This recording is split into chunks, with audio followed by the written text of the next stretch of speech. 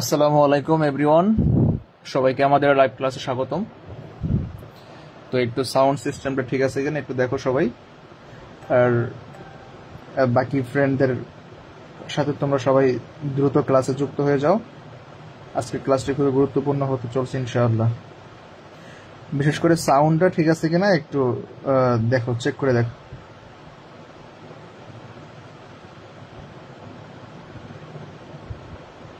Sound ঠিক থাকলে একটু ডান লেখো, তাহলে আমরা লাইভ ক্লাসটি শুরু করব।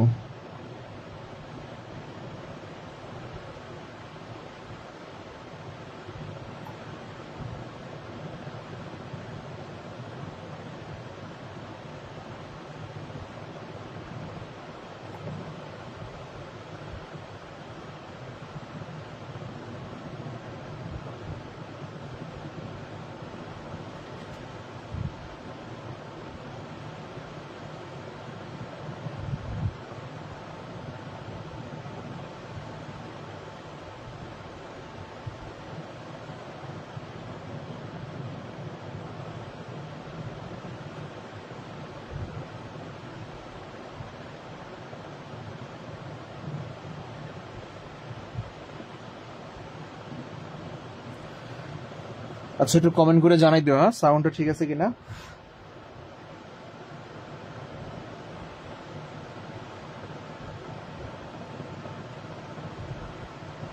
আমরা ঠিক 11:10 দিকে লাইভ শুরু করব।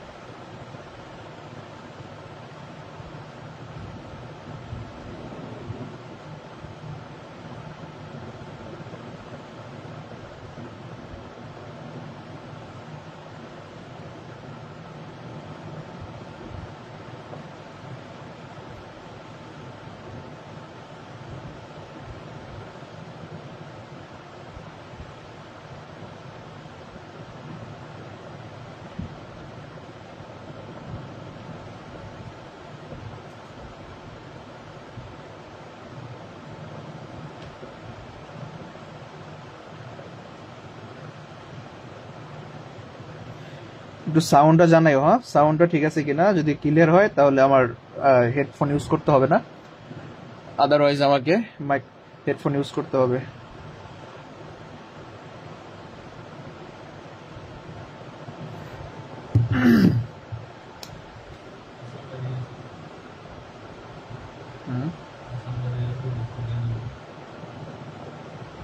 হ্যালো,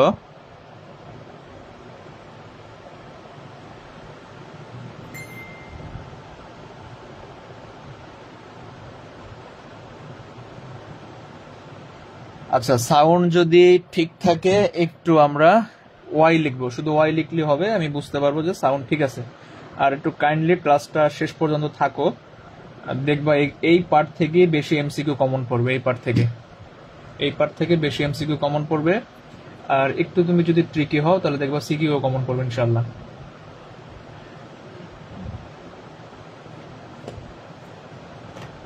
আচ্ছা, তাহলে আমরা কি শুরু করতে পারি?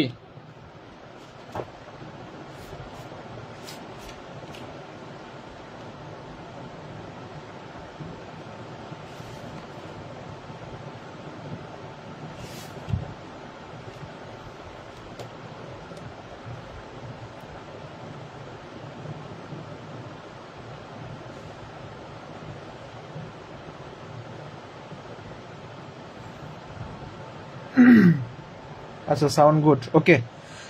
তো আলহামদুলিল্লাহ আমরা শুরু করি। তো তোমরা যদি না বুঝতে পারো অবশ্যই কমেন্ট করবা হ্যাঁ। আজকের এই ক্লাসটা করো, দেখবা তোমার আর এক্সট্রা কোনো জৈব রসায়নের এমসিকিউ নিয়ে চিন্তা করার দরকার নাই। আমি যথাসাধ্য চেষ্টা করব এমসিকিউ যাতে আমরা পারি। হ্যাঁ, এই জৈব রসায়নের এমসিকিউ ছাড়া কিন্তু কাজ হবে না, ঠিক আছে? ভালো রেজাল্ট কিন্তু আসবে না। কারণ তুমি এইটা ছাড়া যদি বাকি চ্যাপ্টারগুলা চিন্তা করো, এমন হইতে পারে তুমি বাকিগুলো কমন নাও পাইতে পারো। দ্যাটস ওয়াই এইটা তোমার পড়াই লাগবে। আর যারটা দেখে তুমি দিবা ওর নিজের তো পারা লাগবে, তাই না?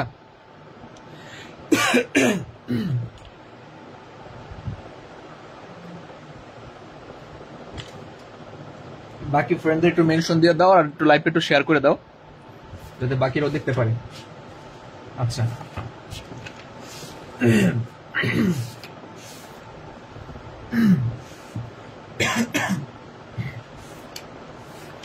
দেখো প্রথম পার্টটা যদি আমি বলি, এখানে যদি আমার এখানে দেখা যাইতেছে না, এই যে প্রথম পার্টটা কি ছিল, কার্বোক্যাটায়ন, কার্বো অ্যানায়ন ও ফ্রি রেডিক্যাল। আমি এখানে টাইপগুলো লিখে রাখছি, তো এখানে শেয়ার করে দিব, তাহলে তোমাদের দেখতে সুবিধা হবে। কার্বোক্যাটায়ন ও কার্বো অ্যানায়ন ও ফ্রি রেডিক্যাল। আর একটু নামটা একটু সবাই একটু রেসপন্স করবা, কেমন কথা বোঝা যাচ্ছে কি না, একটু রেসপন্স করবা, তাহলে আমার বুঝতে সুবিধা হবে, বা কোশ্চেন যখন করব কোশ্চেনের অ্যান্সার দেওয়ার ট্রাই করবা। আচ্ছা, আশা করি আমি তোমাদের নর্মালি 10 থেকে 12টা এমসিকিউ আসে জৈব রসায়নে, তুমি 7 থেকে 8টা এই পার্টটা থেকে পাবা। এবার আসুন, আমাদের যত টাইম হয় আমি আজকে ক্লাসটা শেষ করব। প্রথমে কি বলছি স্যার, কার্বোক্যাটায়ন ও কার্বো অ্যানায়ন ও ফ্রি রেডিক্যাল। কার্বোক্যাটায়ন, কার্বো অ্যানায়ন আর ফ্রি রেডিক্যাল। ওকে, তো কার্বোক্যাটায়ন কারা? আগে পিসের 14 ব্রাঞ্চের কেউ পারে?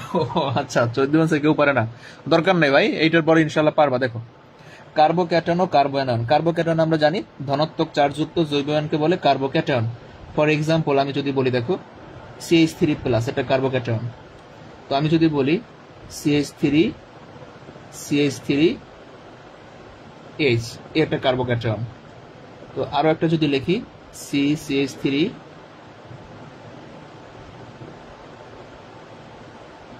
পারি, তারপরে দেখবো এইটা হলো কার্বোক্যাটায়ন, তাই না? কার্বোক্যাটায়ন মানে কি? দেখো নামে কিন্তু দেওয়া আছে ক্যাটায়ন, যে কার্বন যুক্ত যৌগে ক্যাটায়ন থাকবে তাকে বলে কার্বোক্যাটায়ন। ক নম্বর আসতে পারে, ধনাত্মক চার্জযুক্ত জৈব আয়নকে কি বলে? কার্বোক্যাটায়ন বলে। ওকে, তাহলে এই কার্বোক্যাটায়ন কিন্তু 1 ডিগ্রি, 2 ডিগ্রি, 3 ডিগ্রি কিন্তু হয় স্যার। একটু যদি লক্ষ্য করো, এখানে 1 ডিগ্রি, 2 ডিগ্রি, 3 ডিগ্রির কথা যদি বলি, এটা কত ডিগ্রি? 1 ডিগ্রি। এটা কত ডিগ্রি? 2 ডিগ্রি। এটা 3 ডিগ্রি। কিভাবে বুঝলাম? এই কার্বনটা কয়টা কার্বনের সাথে যুক্ত আছে? এই একটা কার্বনের সাথে, এই একটা কার্বনের সাথে, দ্যাটস ওয়াই 2 ডিগ্রি। তো এখন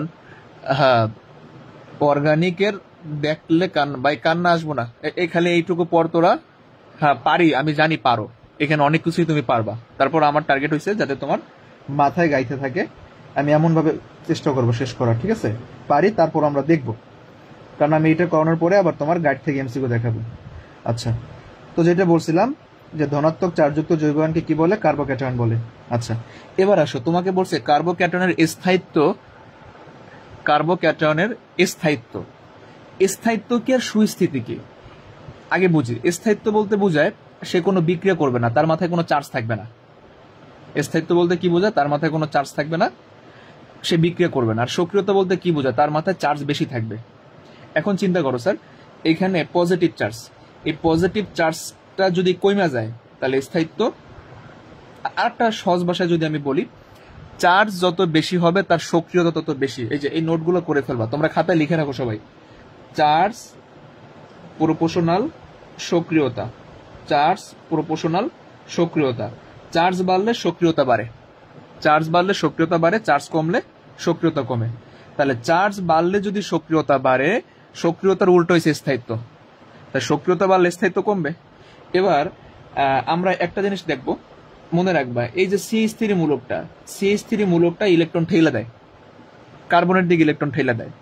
তাহলে 3 ডিগ্রি কার্বোক্যাটায়নের চিন্তা করো তো, এই CH3, এই CH3, এই CH3 ওরা ইলেকট্রন ঠেলে দিল। তো ঠেলে দেওয়ার কারণে এই কার্বনের মাথায় কি চলে আসছে? ইলেকট্রন চলে আসছে না? তাহলে পজিটিভ চার্জ কি কমে গেছে না? তাহলে চার্জ কমে গেছে, যেহেতু চার্জ কমে গেছে তার মানে সক্রিয়তা কমে গেছে, আর সক্রিয়তা কমলে স্থায়িত্ব বাড়ে। তাহলে আমরা বলতে পারি 3 ডিগ্রি কার্বোক্যাটায়নের চার্জ কমছে বেশি। আর 2 ডিগ্রির কথা যদি বলি, এখানে 3 জন ইলেকট্রন দেয়, এখানে 2 জন ইলেকট্রন দেয়, তাহলে ইলেকট্রন কে বেশি দিচ্ছে? 3 জন দিচ্ছে। আগে ছিল পজিটিভ, এখন দিল ইলেকট্রন, তাহলে পজিটিভিটি কমে গেছে না? তাহলে চার্জ কমে গেছে, সক্রিয়তাও কমে গেছে। এইটার চার্জ একটু কমছে, বেশি কমে নেই। কারণ কি? কারণ এখানে 3 জন ইলেকট্রন দিচ্ছে, এখানে 2 জন দিচ্ছে, তার মানে ওর পজিটিভ চার্জ বেশি আছে। আর এখানে কেউ ইলেকট্রন ঠেলেই দেয়নি, তার মানে পজিটিভ চার্জ আরো বেশি আছে। তাহলে আমরা বলতে পারি এই দিকে সক্রিয়তা বাড়ে, মনে থাকে যেন। আচ্ছা, একটু উল্টো হলো না? কারণ আমরা কি বলছি, চার্জ যদি বাড়ে তাহলে হ্যাঁ ঠিক আছে, চার্জ বাড়লে সক্রিয়তা বাড়ে, চার্জ কমলে সক্রিয়তা কমে। তাহলে কোথায় চার্জ বেশি? এইদিকে চার্জ বেশি, এইদিকে সক্রিয়তা বেশি। তাহলে এইদিকে কি বেশি স্যার? এইদিকে স্থায়িত্ব বেশি। এটি কিন্তু নিশ্চিত পরীক্ষা আসবে। তাহলে আমরা কি বুঝলাম? 3 ডিগ্রি কার্বোক্যাটায়নের স্থায়িত্ব সবচাইতে বেশি, বাট 3 ডিগ্রি কার্বোক্যাটায়নের সক্রিয়তা সবচাইতে কম। এখন তুমি কার্বোক্যাটায়নের জন্য যে ব্যাখ্যা, ফ্রি রেডিক্যালের জন্য সেম ব্যাখ্যা। তাহলে ফ্রি রেডিক্যালের কথা যদি বলি, ফ্রি রেডিক্যালও সেম, 1 ডিগ্রি, 2 ডিগ্রি, 3 ডিগ্রি। তাহলে এটা মুখস্থ করে ফেলবা, 1 ডিগ্রি, 2 ডিগ্রি, 3 ডিগ্রি, এগুলোর মধ্যে সক্রিয়তা কার বেশি? সক্রিয়তা 1 ডিগ্রির বেশি। এটা ফ্রি রেডিক্যাল হোক অথবা কার্বোক্যাটায়ন হোক, ফ্রি রেডিক্যাল হোক অথবা কার্বোক্যাটায়ন হোক, এটা খাতায় লিখে রাখবা। ওকে, তাহলে কষ্ট কম হবে দেখবা। এরপরে আসি আমি কার্বো অ্যানায়নের কথা বলি। এই কার্বো অ্যানায়নের অ্যান্সারটা তোমরা দিবা, কার্বো অ্যানায়নের অ্যান্সারটা তোমরা দিবা। একটু চিন্তা করো স্যার, দেখি পারি কিনা। CH3 minus CH3 minus C, ধরো দিলাম একটা আর, দুইটা আর, তিনটা। এইটা দেখি তোমরা অ্যান্সার করবা আমারে। গুড জব, এই তো সাবাস হাসিব চৌধুরী ভাই। দেখতো এটা 1 ডিগ্রি, 2 ডিগ্রি, 3 ডিগ্রি। কি বলছি? মাথা জাস্ট একটা জিনিস মাথায় রাখবা, চার্জ যদি বাড়ে সক্রিয়তা বাড়বে, চার্জ কমলে সক্রিয়তা কমবে। সক্রিয়তার উল্টো হয়েছে স্থায়িত্ব। তাহলে 3 ডিগ্রি কার্বো অ্যানায়ন ও অলরেডি মাইনাস আছে, আর কি করলো? ইলেকট্রন ঠেলে দিয়ে ওরে আরো মাইনাস বানাই দিল। তাহলে 3 ডিগ্রি কার্বোক্যাটায়নে কার্বনে কি চার্জ বাইরে গেছে না? যদি চার্জ বাড়ে তাহলে ওর সক্রিয়তা বাড়বে, স্থায়িত্ব কমবে। এভাবে তুমি বুঝতে পারো। তাহলে আমি যদি বলি কার্বো অ্যানায়নের জন্য হয় উল্টা, 3 ডিগ্রি কার্বনায়নের জন্য কি হয় স্যার? দেখো একটু চিন্তা করো, 1 ডিগ্রি, 2 ডিগ্রি, 3 ডিগ্রি। তাহলে এখানে সক্রিয়তা কার বাড়বে? 3 ডিগ্রি সক্রিয়তা বেশি বাড়বে। এবার তোমরা যেই কাজটা করবা কমেন্টে জানাই দিবা আমারে, কমেন্টে লিখবা যে কার্বনায়নের সক্রিয়তার ক্রম কোনটা আর কার্বোক্যাটায়ন ও ফ্রি রেডিক্যালের সক্রিয়তার ক্রম কোনটা, সবাই লিখবা। সবাই লেখা আমারে দেখাবা। আমি এইখান থেকে সর্বোচ্চ অ্যান্সার করতে চাই, আমি যেন শুনি না স্যার জৈব রসায়নে আমার কমন পড়ে নেই। সবাই লিখবা কার্বোক্যাটায়ন এবং ফ্রি রেডিক্যালের সক্রিয়তা বেশি কত ডিগ্রির? ওয়ালাইকুম আসসালাম। কার্বোক্যাটায়ন এবং ফ্রি রেডিক্যালের সক্রিয়তা কত বেশি? 1 ডিগ্রির বেশি, বাট কার্বনায়নের উল্টা। আর যার সক্রিয়তা বেশি তার স্থায়িত্ব কম। আমি এদিকে আর সময় দিব না। এখন এই টপিক্সটা যদি বুঝে থাকি, একটু কমেন্টে লিখবো ডি, মানে ডান, আমরা বুঝতে পারছি। ওকে, তাহলে আমি নেক্সট টপিক্সে যাই, নিউক্লিওফাইল, ইলেকট্রোফাইল। প্রয়োজনে তোমরা খাতায় লিখে রাখতে পারো যে কার্বোক্যাটায়ন ও ফ্রি রেডিক্যালের জন্য যেহেতু সক্রিয়তা পড়াইতেছে, সক্রিয়তা কত ডিগ্রি বেশি? 1 ডিগ্রি সক্রিয়তা বেশি। কার্বোক্যাটায়নের 1 ডিগ্রি সক্রিয়তা বেশি, ফ্রি রেডিক্যালের 1 ডিগ্রি বেশি, বাট কার্বনায়নের 3 ডিগ্রি সক্রিয়তা বেশি। ওকে, আচ্ছা এবার আসো ভাই ইলেকট্রোফাইল ও নিউক্লিওফাইল। ইলেকট্রোফাইলও আমি এগুলো পড়ানোর পরে এমসিকিউ দেখাবো, বোর্ডের এমসিকিউ দেখবে, এগুলো অনেক আসছে। আচ্ছা, ইলেকট্রোফাইল ও নিউক্লিওফাইল কেমনে চিনবা? সহজ ভাষা, ফাইল মানে লাভার, ফাইল মানে লাভার। তাহলে ইলেকট্রোফাইল মানে কি? ইলেকট্রন লাভার, এগুলো আমরা জানি, তারপরে আমি এটা আলোচনা করবো, এগুলো অনেক পড়াইছি। নিউক্লিওফাইল মানে কি? নিউক্লিয়াস লাভার। তোমরা একটু কাজ করো, তোমাদের যে গ্রুপ আছে না, একটু লাইভটা একটু শেয়ার করে দাও, অন্যান্য ফ্রেন্ডরাও দেখুক, আর তোমাদের গ্রুপে প্রয়োজনে একটু লাইভটা একটু শেয়ার করে দাও। তাহলে ইলেকট্রোফাইল মানে ইলেকট্রন লাভার, আর নিউক্লিওফাইল মানে নিউক্লিয়াস লাভার। তাহলে ইলেকট্রন লাভার কারা হবে? কারা হবে? ইলেকট্রনকে ভালোবাসে কারা? যারা পজিটিভ, তারাই তো ইলেকট্রন লাভার হবে। তাহলে আমরা বলতে পারি পজিটিভ যারা, তারা হবে ইলেকট্রন লাভার। আর নিউক্লিয়াস লাভার কারা হয়? নিউক্লিয়াস তো পজিটিভ থাকে, তাহলে নিউক্লিয়াস লাভার হবে নেগেটিভ, তাই না? তাহলে নিউক্লিয়াস লাভার হবে নেগেটিভরা। তাহলে যে সকল রাসায়নিক প্রজাতি পজিটিভ তারা হবে ইলেকট্রোফাইল, আর যারা নেগেটিভ তারা নিউক্লিওফাইল। এই সহজ বিষয় কিন্তু আমরা পারি না, ইভেন আমার মনে বলে এখান থেকে একটা এমসিকিউ আসবে। তুমি এইভাবে চিন্তা করবা, ফাইল মানে ভালোবাসা, ফাইল মানে ভালোবাসা। তাহলে ইলেকট্রোফাইল মানে কি? ইলেকট্রনকে ভালোবাসে যারা। এখন ইলেকট্রনকে ভালোবাসে কারা? পজিটিভ যারা, তারা। তাহলে ইলেকট্রোফাইল কি হবে? পজিটিভ হবে। নিউক্লিওফাইল, নিউক্লিয়াস লাভার যারা, নিউক্লিয়াসকে ভালোবাসবে কারা? নিউক্লিয়াস তো পজিটিভ, ওরে ভালোবাসবে নেগেটিভরা, তাহলে নিউক্লিয়াস লাভার কি হবে? নেগেটিভ হবে। তাহলে আমি বলতে পারি পৃথিবীতে যত পজিটিভ আছে সবাই ইলেকট্রোফাইল। ফর এক্সাম্পল, আমি যদি বলি স্যার NO2+ ও পজিটিভ, দ্যাটস ওয়াই ও ইলেকট্রোফাইল। এখন আমি যদি নেগেটিভ বলি তাহলে OH মাইনাস ও কি নিউক্লিওফাইল। তাহলে এই দুইটা দিয়ে আমার কোনো সে নাই, এই দুইটা তো বুঝতে পারছি, কে ইলেকট্রোফাইল আর কে নিউক্লিওফাইল। এবার আসো পরের টার্মে আসো। পরের টার্মটা যদি বলি, এখন নিরপেক্ষ হলে কেমনে বুঝবো? আমি একেবারে শর্টলি বলে যে তোমার এত পেঁচাই দিবে না, তুমি জাস্ট মনে রাখবা বাস, BAS, এই তিনটা পরমাণু থাকলে হবে ইলেকট্রোফাইল। আর আমার কোনো ঝামেলা নাই, তিনটা পরমাণু থাকলে ইলেকট্রোফাইল। বি মানে বোরন, বি মানে বোরন, এ মানে অ্যালুমিনিয়াম, দেখো বিতে বোরন, এতে হলো অ্যালুমিনিয়াম, আর এসে হলো সালফার, ধরো সালফার ট্রাইঅক্সাইড বললো। এই তিনটা যৌগ যদি থাকে, এদের মাথায় কোনো চার্জ থাকবে না, এরা হবে ইলেকট্রোফাইল। বাকিরা সবাই হবে কি নিউক্লিওফাইল। ভালো করে মাথায় রাখবা, যাদের মাথায় পজিটিভ, যারা পজিটিভ চার্জ যুক্ত তারা সবাই ইলেকট্রোফাইল, তারা সবাই ইলেকট্রোফাইল পজিটিভ। এখন আমি যদি বলি H প্লাস, ভাই H প্লাস কি ইলেকট্রোফাইল, এবং তার সাথে মনে রাখবা ডি বলক মৌল যারা আছে, আর টেক্সট অ্যাড করে দিলাম, ডি বলক মৌল যারা আছে ইলেকট্রোফাইল। আমি আর একবার রিপিট করতেছি, ইলেকট্রোফাইল কারা? যাদের ইলেকট্রন ঘাটতি থাকে, পজিটিভ যারা। তাহলে ইলেকট্রন ঘাটতি কাদের আছে ভাই? যাদের ইলেকট্রন নাই, পজিটিভ যারা। তাহলে NO2 plus electrophile, H plus electrophile, এবং ডি বলক মৌলরা যেহেতু ফাঁকা ডি অরবিটাল থাকে তারাও ইলেকট্রোফাইল হয়। এবং এটা তো চার্জ যুক্ত, যদি চার্জ না থাকে তাহলে তুমি কেমনে চিনবা? ওই যে বলছি বাস, বাস, বিতে বোরন, এতে অ্যালুমিনিয়াম, এসে সালফার, এই তিনটা মৌল থাকলে এর মাথায় কিন্তু চার্জ নাই, তুমি বুঝে নেবা এটা ইলেকট্রোফাইল। এখন আমি ধরো একটা কোশ্চেন দিলাম, আমি বললাম CH3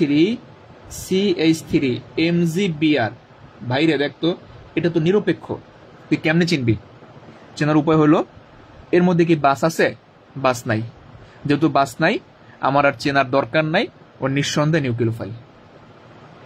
আচ্ছা, ইলেকট্রোফাইল নিউক্লিওফাইল বুঝছি কিনা? বুঝলে ডি লেখো। ইলেকট্রোফাইল নিউক্লিওফাইল বুঝছো কিনা? বুঝলে চালু করে ডি লেখো। আমরা এখান থেকে সর্বোচ্চ কমন ফালাইতে চাই ইনশাল্লাহ MCQ। ইলেকট্রোফাইল নিউক্লিওফাইল বুঝছি কিনা? যদি বুঝে থাকি একটু ডি লিখবো কাইন্ডলি।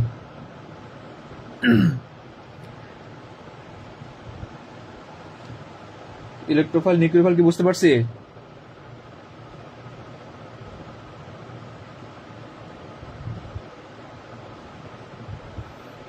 Electrophile nucleophile. আচ্ছা, এবার আমি পরের টপিকসে যাই। দেখো এখানে আমি সুন্দর করে লিখে রাখছি অ্যামিনের ক্ষারকত্ব। এটা কিন্তু খ নাম্বারও আসে, ক নাম্বারও আসে। অ্যামিনের ক্ষারকত্বের কথা যদি বলি, একটু চিন্তা করবা জাস্ট। অ্যামোনিয়া NH3, ওর মাথায় মুক্ত জোর আছে, কিন্তু আমি লিখলাম RNH2, এগুলো কিন্তু খ নাম্বারও আসে। তারপর লিখলাম RNHR, তারপর লিখলাম RNR। আচ্ছা, তারপর লিখলাম অ্যানিলিন। একটু দেখো, একটু চিন্তা করো, তাহলে বুঝতে পারবা অ্যামিনের ক্ষারকত্ব। ক্ষার কারা? ক্ষার কারা? What is base? হ্যাঁ, ক্ষার কারা? ক্ষার হলো, আমরা জানি, আমরা সবসময় পড়ে আসছি স্যার, যারা জলীয় দ্রবণে OH দান করে তাদেরকে ক্ষার বলে। এখন ভাই এখানে কোনো OH আছে? নাই। তাহলে ক্ষার তুমি কেমনে চিনবা? আর একটা উপায় আছে, যাদের মাথায় মুক্তজোর ইলেকট্রন আছে এবং ওই মুক্তজোর ইলেকট্রন দান করতে পারে তাদেরকে বলি আমরা লুইস ক্ষার। দ্যাটস ওয়াই নাইট্রোজেন একটা লুইস ক্ষার, নাইট্রোজেন একটা লুইস ক্ষার। আচ্ছা, এবার নাইট্রোজেন যদি একটা লুইস ক্ষার হয় তাহলে এখানে প্রত্যেকটাই লুইস ক্ষার। এবার দেখি কে ভালো ক্ষার, তাহলেই তো তার ক্ষারকত্ব বেশি হবে, তাই না? আরে সবাই লাইভটা একটু শেয়ার করে দাও। হ্যাঁ, আচ্ছা, তাহলে এবার চিন্তা করো NH3, আর এটা কিন্তু খ নম্বরও আসে, NH3 RNH2 R2NH R3R, মানে অনেকগুলো দেওয়া আছে। এখন একটু চিন্তা করো স্যার, এইখানে কি হলো? এই যে একটা আর, ও কিন্তু ইলেকট্রন ঠেলে দিতেছে। এখানে আর আছে কয়টা? দুইটা ইলেকট্রন ঠেলে দিতেছে। এখানে আর আছে কয়টা? তিনটা, তিনজন ইলেকট্রন ঠেলে দিতেছে। তো লুইস ক্ষার কারা? যারা ভালো মুক্তজোর দান করতে পারবে তারা লুইস ক্ষার। এখন যদি মানে এক কথায় যার মাথায় ইলেকট্রন অ্যাভেলেবেল বেশি থাকবে সে ভালো লুইস ক্ষার হবে। এখন আর কি করে? ইলেকট্রন ঠেলে দেয়, তাহলে নাইট্রোজেনের মাথায় ইলেকট্রন ঘনত্ব বাড়ে, এইখানে আরো বেশি বাড়ে, এইখানে আরো বেশি বাড়ে। সেই হিসেবে 3 ডিগ্রি অ্যামিনের ক্ষারকত্ব বেশি হওয়ার কথা, কিন্তু 3 ডিগ্রি অ্যামিনের ক্ষারকত্ব বেশি হয় না। কেন হয় না দেখো, আবার বলি, নাইট্রোজেনের মাথায় যত ভালো মুক্তজোর থাকবে সে তত ভালো ক্ষার হবে। তাহলে এখানে মুক্তজোর তো আছে, আবার 3টা ইলেকট্রন ঠেলে দিতেছে, তারপরও ওর ক্ষারকত্ব কম। কেন কম? আগে আমি সিকোয়েন্সটা লিখে দেখো। সিকোয়েন্সটা হলো 2 ডিগ্রি অ্যামিনের সবচেয়ে বেশি, তারপরে 1 ডিগ্রি, তারপরে 3 ডিগ্রি, তারপরে অ্যামোনিয়া। এবার কেন স্যার 2 কেন বলছেন বেশি? কারণ এই আর এইখানে আর একটার মনে করে এই পাশে থাকে, তাই 2টার 2 দিক থেকে ইলেকট্রন ঠেলে দিতেছে, তাহলে ক্ষারকত্ব বেশি। এখন এখানে তো 3টার, তারপরে কেন কম হলো? 3টার তারপরে কেন কম? কারণ তাদের মধ্যে একটা এস্টেরিক বাধা হয়, নিজেদের মধ্যে একটা জ্ঞানজাম হয়। এই জ্ঞানজাম হওয়ার কারণে তার কাছে টাকা আছে, ঠিক আছে, ডায়াবেটিস রোগীর মতো, হ্যাঁ, প্রচুর পরিমাণে টাকা আছে, কিন্তু বেটা কি খাইতে পারে না? বেটা মিষ্টি খেতে পারে না। একটা সমস্যা, তার টাকা থেকেও লাভ হইলো না। এখানে প্রচুর পরিমাণ ইলেকট্রন দেওয়ার লোক আছে, গুড জব, এই তো বুঝে গেছে, বাধার জন্য। হ্যাঁ গুড, বাধার জন্য ইলেকট্রন আছে, কিন্তু বাধা হয়, হিস্টেরিক বাধা হয়, যার কারণে ইলেকট্রন ঠেলে দিতে পারে না ঠিক মতো। এই জন্য 2 এর সবচেয়ে বেশি, তারপরে 1 এর, তারপরে 3 এর, তারপরে অ্যামোনিয়া। এখন কথা স্যার, তাহলে অ্যালিফেটিকটা, এগুলো তো সব অ্যালিফেটিক, তাহলে এই অ্যামোনিয়ার পর হয়েছে অ্যানিলিন, মনে থাকে যেন, অ্যামোনিয়ার পরে অবস্থানকার অ্যানিলিনের। তাহলে অ্যানিলিন কেন কম হইলো? কারণ অ্যানিলিনের নাইট্রোজেনের মুক্তজোটটা আমরা জানি রেজোন্যান্সে অংশগ্রহণ করে, যেহেতু রেজোন্যান্সে অংশগ্রহণ করে, তাহলে নাইট্রোজেনের মাথায় কি মুক্তজোট অ্যাভেলেবেল থাকবে? কখনোই থাকবে না। দ্যাটস ওয়াই অ্যানিলিনও ক্ষার, বাট সবচেয়ে দুর্বল ক্ষার। এখন পরীক্ষা যদি আসে, এই অ্যান্সারটা তোমরা আমার দিবা, কমেন্টে লিখবা, অ্যারোমেটিক অ্যামিন ভালো ক্ষার নাকি অ্যালিফেটিক অ্যামিন ভালো ক্ষার? চালু করে কমেন্টে লেখো, অ্যারোমেটিক অ্যামিন কি ভালো ক্ষার নাকি অ্যালিফেটিক অ্যামিন ভালো ক্ষার? সবাই কমেন্টে লিখবা যে অ্যারোমেটিক অ্যামিন কি ভালো ক্ষার নাকি অ্যালিফেটিক অ্যামিন ভালো ক্ষার। যদি অ্যারোমেটিক হয় লিখবা AR, আর যদি অ্যালিফেটিক হয় তাহলে লিখবা AL। হ্যাঁ লিখে আমার দেখো কোনটা ভালো ক্ষার, AR নাকি AL। আচ্ছা, তারপরে আসি আমরা নির্দেশক গ্রুপ। নির্দেশক গ্রুপ এইটা কিন্তু পরীক্ষায় নিশ্চিত আসবেই, একেবারে সহজ ভাষায় দেখাবো, সহজ ভাষায়, যাতে আরে যে টপিকগুলো দেখাই দিচ্ছে সেখান থেকে এমসিকিউ আসবে। নির্দেশক গ্রুপ কারা? যারা কোনো যৌগে বা বেঞ্জিন চক্রে বিদ্যমান থেকে ওই চক্রের কোথায় ইলেকট্রন ঘনত্ব বাড়বে না কমবে এটা নির্দেশ করে, তাকে বলে নির্দেশক গ্রুপ। আমরা জানি 2 ধরনের নির্দেশক গ্রুপ আছে, একটা অর্থোপ্যারা, একটা হলো মেটা। এখন বিষয় হলো ভাই কেমনে চিনবো? জাস্ট মনে রাখবা, যেই গ্রুপটা বেঞ্জিন চক্রে যুক্ত হবে ওর সাথে সিগমা বন্ধন থাকা লাগবে। তাহলে আমি যদি বলি অর্থ আর প্যারা, কিভাবে চিনবো? অনলি সিগমা বন্ধন থাকবে অথবা নেগেটিভ থাকবে। আর মেটা কেমনে চিনবো? মেটায় থাকবে তোমার, মেটা কি থাকবে স্যার? পজিটিভ থাকবে অথবা পাই বন্ধন থাকবে, পজিটিভ অথবা পাই বন্ধন। এই গেল অর্থপ্যারা আর এই মেটা। জাস্ট মাথায় রাখবা স্যার কি বলছে, অর্থপ্যারা মানে সিগমা, অর্থপ্যারা মানে সিগমা। তবে এইটা চিনবা কেমনে? যেই পরমাণুটা বেঞ্জিনের সাথে যুক্ত হবে ওই পরমাণুতে শুধু সিগমা থাকবে, বাকি পরমাণুতে পাই থাকলেও আমার কোনো সমস্যা নেই। ওকে, যেই পরমাণু বেঞ্জিনের সাথে যুক্ত থাকবে শুধু সেই পরমাণুতেই সিগমা থাকবে, বাকি পরমাণুতে যদিও পাই থাকে সেটা আমার দেখার কোনো বিষয় না। ফর এক্সাম্পল আমি যদি বলি, একটু চিন্তা করো তো স্যার, দেখি পারি কিনা। এই হচ্ছে বেঞ্জিন, এখন আমি এইখানে দিলাম নাইট্রোজেন, এই দিলাম হাইড্রোজেন, এই দিলাম C double bond O H, ধর এরকম একটা গ্রুপ আমি দিছি। এখন তুমি তো দেখেই বইলা দিবা না স্যার এখানে পাই বন্ধন আছে, তাহলে এটা মনে হয় মেটা। না, যুক্ত আছে কোন পরমাণুর মাধ্যমে বলতো? যুক্ত আছে নাইট্রোজেন পরমাণুর মাধ্যমে। যেহেতু নাইট্রোজেন পরমাণুর মাধ্যমে যুক্ত আছে, এই নাইট্রোজেনে কোনো পাই আছে কিনা? নাই, কিন্তু এই একটা সিগমা, একটা সিগমা, একটা সিগমা। দ্যাটস ওয়াই এই টোটাল গ্রুপটাকে আমি বলবো অর্থপ্যারা গ্রুপ। কি গ্রুপ বলবো? অর্থপ্যারা। ওকে, তাহলে অর্থপ্যারা আমার চিনতে অসুবিধা হবে? হবে না, কিন্তু এরকম তুমি দেখবা এই গঠনগুলো জানা লাগবে। ওকে, এটা হলো অর্থপ্যারা। এবার একটা মেটার এক্সাম্পল যদি আমি দেখি পারি কিনা। মেটার এক্সাম্পলটা একটু চিন্তা করো তো sir, C triple bond N, এখানে কার্বন যে যুক্ত আছে এই বেঞ্জিনের সাথে, এইখানে পাই আছে কিনা? অবশ্যই পাই আছে। দ্যাটস ওয়াই এটা হবে কি? এটা কি হবে? এটা হবে মেটা গ্রুপ। তাহলে আমি কিন্তু অর্থপ্যারাও চিনতে পারছি, আমি মেটাও চিনতে পারছি। এইখান থেকে একটা এমসিকিউ কিন্তু নিশ্চিত আসবে। এবং এই যে অর্থপ্যারা গ্রুপ বেঞ্জিন চক্রের কোথায় কোথায় ইলেকট্রন ঘনত্ব বাড়ায়? আমরা জানি 2-এ বাড়ায়, 4-এ বাড়ায়, 6-এ বাড়ায়। মনে রাখবা অর্থপ্যারা 2, 4, 6-এ বাড়ায়, কিন্তু 3 আর 5-এ কমায়। এখন আমি মেটার কথা যদি বলি উল্টা, তাহলে এখানে কি হবে স্যার, 3 আর 5-এ ইলেকট্রন ঘনত্ব বাড়ায়, একটু লিখে রাখবে এগুলো আমার কথাগুলো। তাই কমায় কোথায়, 2, 4, 6-এ কমায়। এই জন্য এটাকে বলে চক্র সক্রিয়কারী গ্রুপ, চক্র সক্রিয়কারী গ্রুপ, আর এটাকে বলে চক্র হ্রাসকারী গ্রুপ। ওই যেহেতু ইলেকট্রন ঘনত্ব কমায় ওরে বলবো চক্র হ্রাসকারী গ্রুপ, আর ওরে বলবো চক্র সক্রিয়কারী গ্রুপ। তাহলে আশা করি আমার এই পর্যন্ত সমস্যা হওয়ার কথা না। আমি একসাথে এমসিকিউ গুলো টান দিব, ঠিক আছে? আচ্ছা, এই পর্যন্ত এমসিকিউ দেখাই আমরা পারি কি না। দেখো এবার তোমাদের টেস্ট, দেখি কে উত্তীর্ণ হও পরীক্ষায়। দেখো স্যার, ইলেকট্রোফাইল কোনটা? এই যে ইলেকট্রোফাইল মানে ইলেকট্রন লাভার, আর ইলেকট্রন লাভাররা কি হয়, পজিটিভ হয়। তাহলে যেখানে পজিটিভ সেই ইলেকট্রোফাইল হবে, সেই শর্ত মতে বিআর প্লাস ইলেকট্রোফাইল হবে। এবার আসো স্যার, বাকি দুইটার কিন্তু চার্জ নাই। আমি কি বলছিলাম, বাস। দেখো তো সালফার আছে কিনা, আছে। তাহলে 1 আর 3 অ্যান্সার হবে, হয়েছে 1 আর 3 অ্যান্সার। তাহলে আমার কিন্তু ইলেকট্রোফাইলের একটা এক্সাম্পল শেষ হয়ে গেল।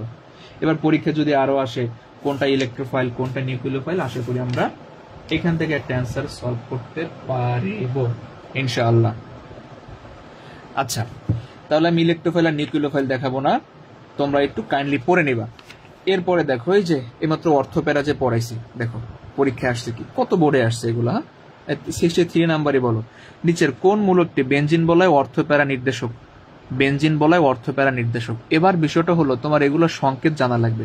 সিএইচও কেমনে লিখতে হয়, সিএন কেমনে লিখতে হয়, এগুলো তোমার কিন্তু জানা লাগবে, না জানলে কিন্তু বিপদ। এগুলো না জানলে কিন্তু পারবা না। তাহলে সিএইচও কিভাবে লিখতে হয় স্যার, একটু দেখো। সিএইচও আমরা কেমনে লিখি, C double bond O H. তাহলে এই গ্রুপটার মাধ্যমে ধরো বেনজিন বলয়ে যুক্ত হয়েছে সিএইচও। তাহলে এই কার্বনের সাথে কি পাই বন্ধন আছে না, আছে। তাহলে ও কি অর্থপ্যারা হবে না, ও হবে মেটা। আর মেটাটা কি হয়, চক্র হ্রাসকারী গ্রুপ হয়। তাহলে নিচের কোন মূলকটি বেনজিন বলয় অর্থপ্যারা নির্দেশক? Only BR. তুমি সিএইচ এরও সংকেত জানো, সিএন এরও সংকেত জানো, NO2 ও জানো। এখন NO2 স্যার কেমনে লিখে, দেখো স্যার NO2 কেমনে লিখি, এই হলো N ডাবল বন্ড ও, এই হলো ও, এটা হলো মাইনাস, এটা হলো প্লাস। একে তো প্লাস আসি, আবার আছে কি পাই বন্ড, তাহলে সে কি হবে, মেটা হবে। আচ্ছা, আমি যদি বলি NH3 প্লাস, তাহলে ও কি অর্থপ্যারা না মেটা? কমেন্টে জানাই দাও এটা, NH3 প্লাস কি অর্থপ্যারা নাকি মেটা? আচ্ছা, তারপরে আসো এবার, এই যে এই বই থেকে আমরা হাজারি স্যারের বইয়ের এমসিকিউ গুলো কিন্তু সলভ করে ফেলবা, এগুলো কমন পড়বে, কারণ এই প্যাটার্ন থেকে আসবে। তাহলে কোনটা অর্থপ্যারা কোনটা মেটা নির্দেশক? এবার আসো, মেটা নির্দেশক কোনটা স্যার? CH3, এখানে কোনো পাই বন্ধন নাই, তাহলে অর্থপ্যারা। ও CH3 কোনো পাই বন্ধন নেই, অর্থপ্যারা। NH3 এটাও কিন্তু কোনো পাই বন্ধন নেই, তাহলে অর্থপ্যারা। তাহলে SO3 এখানে কিন্তু পাই বন্ধন আছে, আমরা জানি, তাই না? এটা যদি আমি সাজাই লিখতে চাই, OH, তারপর দেখবা ডাবল বন্ড ও, 1 2 3 4, এই যে ডাবল বন্ড ও। তাহলে দেখো তো এখানে কি পাই বন্ধন আছে না, দ্যাটস এটা মেটা। তারপর দেখো বলছে বেনজিন বলয় NO2 মূলক থাকলে কোন কার্বনে ইলেকট্রন ঘনত্ব তুলনামূলক বেশি হয়? এবার বলো NO2 কি অর্থপ্যারা না মেটা? NO2 যদি মেটা হয় তাহলে কোন কোন পজিশন ইলেকট্রন ঘনত্ব বাড়বে? 3 আর 5 পজিশন ইলেকট্রন ঘনত্ব বাড়বে। এখানে 3 দেওয়া আছে, 5 নাই, যেন 3 হয়েছে অ্যান্সার। আচ্ছা, এই টপিকসটা কি ক্লিয়ার? এই টপিকসটা বুঝতে পারছি কিনা? যদি বুঝতে পারি একটু সি লিখবো, এই টপিকসটা যদি বুঝতে পারি, ক্লিয়ার হইলে সি লিখবা। আচ্ছা, তাহলে আমি সামনের টপিকসে যাই। সামনের টপিকসটা আর একটু মারাত্মক টপিকস।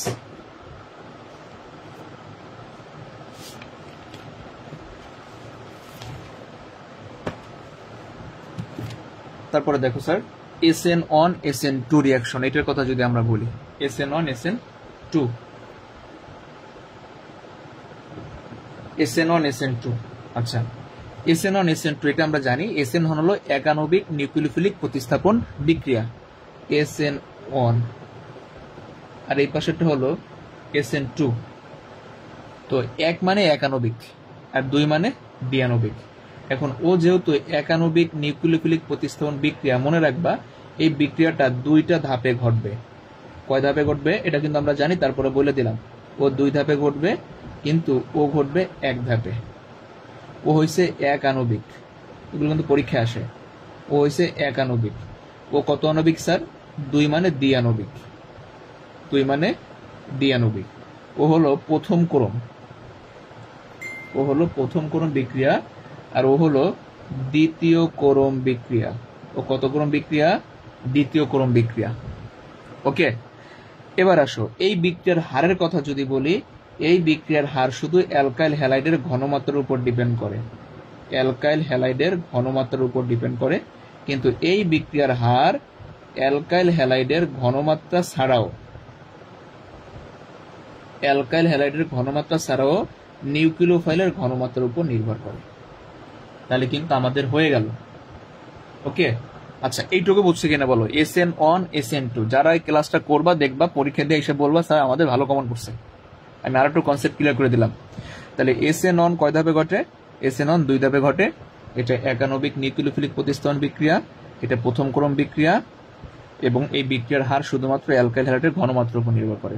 বাট SN2 দ্বিআণবিক বিক্রিয়া, দ্বিতীয় ক্রম বিক্রিয়া। এইটার যেহেতু দ্বিতীয় ক্রম, হ্যাঁ, বা দ্বিআণবিক এরকম মনে রাখবে। একানবিক মানে একটার উপর ডিপেন্ড করে, দ্বিআণবিক মানে দুইটার উপর ডিপেন্ড করে। ঝামেলা শেষ। এইটুকু বুঝছি কিনা বলো? এইটুকু বুঝছি কিনা? এইটুকু যদি বোঝো, আমি জাস্ট এখানে একটা এক্সাম্পল দেখাই। এইটুকু যদি বুঝে থাকো একটা এক্সাম্পল দেখাই, দেখো স্যার, তাহলে আর একটু ক্লিয়ার হবে। ধরো তোমার দিয়েছে CH3,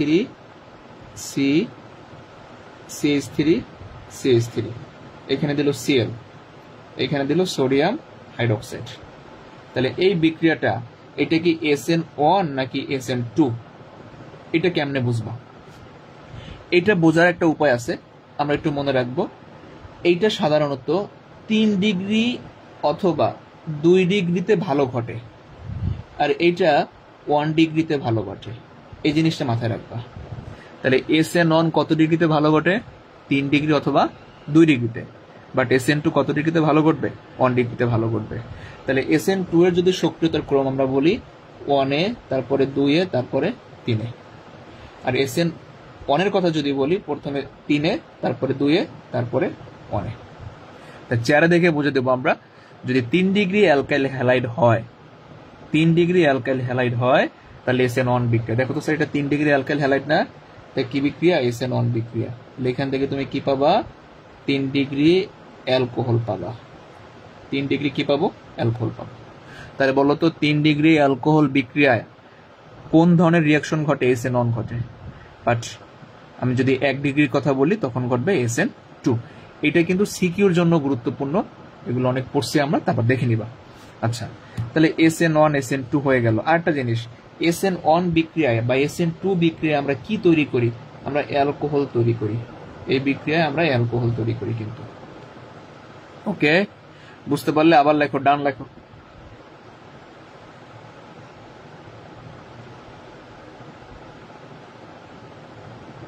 বুঝতে পারলে আবার ডান লেখো যদি বুঝতে পারো।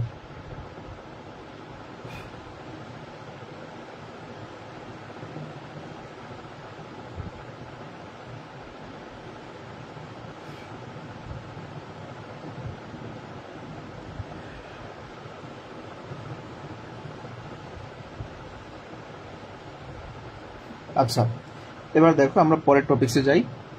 পরের টপিক্সের কথা যদি বলি, এখানে কি আছে? সাইজেপ নীতি। তো আমরা জানি SN বিক্রিয়া কি তৈরি হয়? অ্যালকোহল তৈরি হয়। কিন্তু সাইজেপ নীতিতে কি তৈরি হবে? মনে থাকে যেন, সাইজেপ নীতিতে অ্যালকিন তৈরি হবে। সাইজেপ নীতিতে অ্যালকিন তৈরি হবে। আর SN এটা ছিল একটা প্রতিস্থাপন বিক্রিয়া। SN একটা কি বিক্রিয়া? প্রতিস্থাপন। কিন্তু সাইজেপ বা হলো একটা অপসারণ বিক্রিয়া। এটা হলো একটা অপসারণ বিক্রিয়া। আচ্ছা, আর একটা জিনিস লিখে দিই, এখানে লিখতে ভুলে গেছিলাম। SN1 বিক্রিয়া এটা দুর্বল নিউক্লিওফাইলে ভালো ঘটে। দুর্বল নিউক্লিওফাইলে ভালো ঘটে। আর এটা সবল নিউক্লিওফাইলে ভালো ঘটে।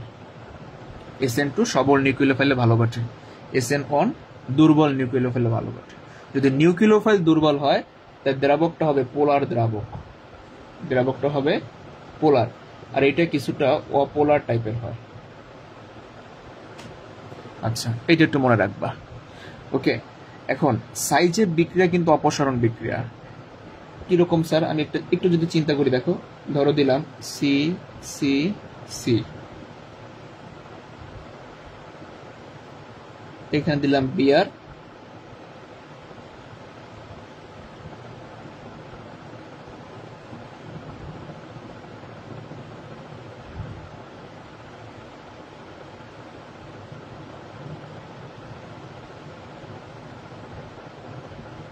আচ্ছা, তো এবার আমি যদি এখানে সোডিয়াম হাইড্রোক্সাইড দিই, আর এখান থেকে একটা কোশ্চেন কিন্তু আসবে পরীক্ষায়, দেখবা সাইজেবার এসএন থেকে একটা পরীক্ষায় কোশ্চেন আসবে। যেহেতু অপসারণ বিক্রিয়া, তাহলে এখান থেকে হাইড্রোজেন হ্যালাইড অপসারণ হবে, হাইড্রোজেন হ্যালাইড অপসারণ হবে। আমরা জানি সোডিয়াম প্লাস আর ওএস হলো মাইনাস, তাহলে বিআর তো অবশ্যই মাইনাস। ও যদি মাইনাস হয়, পাশের কার্বন থেকে একটা হাইড্রোজেন যাবে। এখন কোন কার্বন থেকে হাইড্রোজেন যাবে? এই কার্বন থেকেও যাইতে পারে অথবা এই কার্বন থেকেও যাইতে পারে। ওকে, কোন কার্বন থেকে যাবে?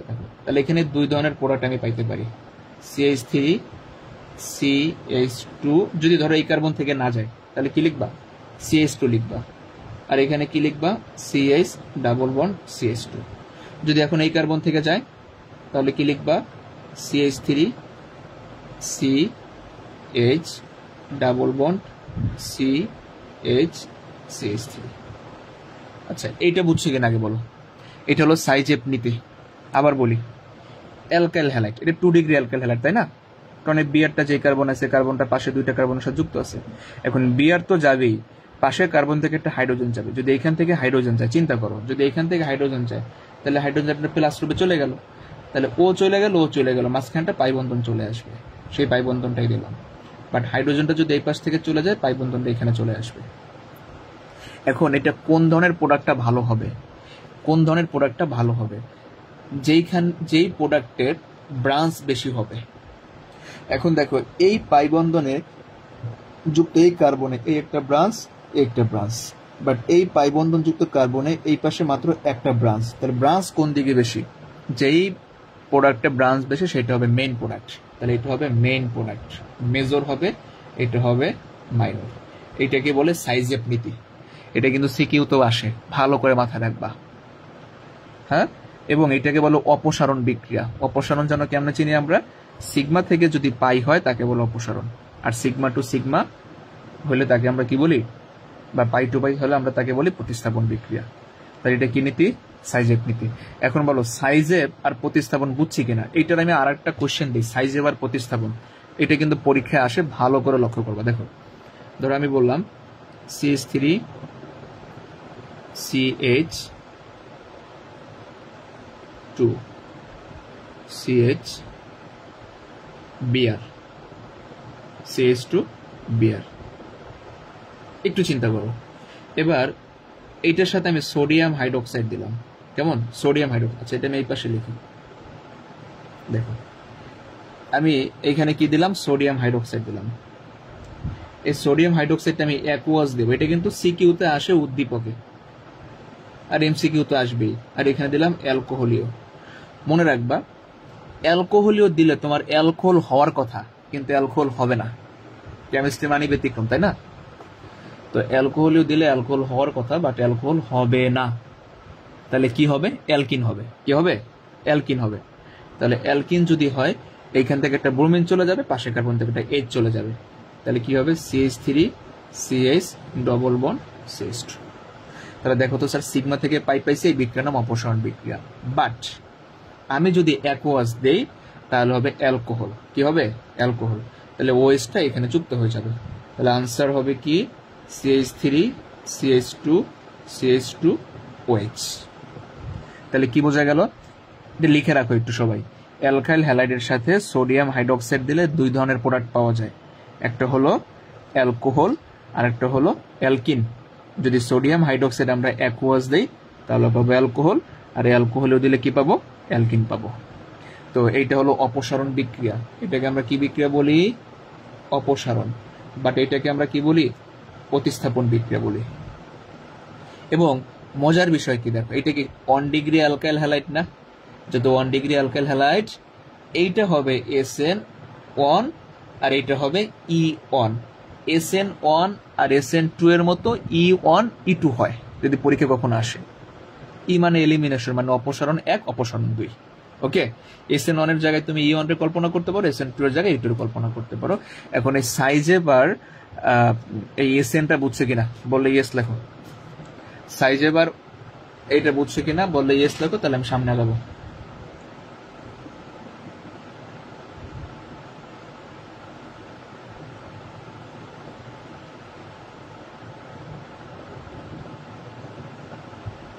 বুঝলে বলো, তাহলে আমি সামনে আগাবো।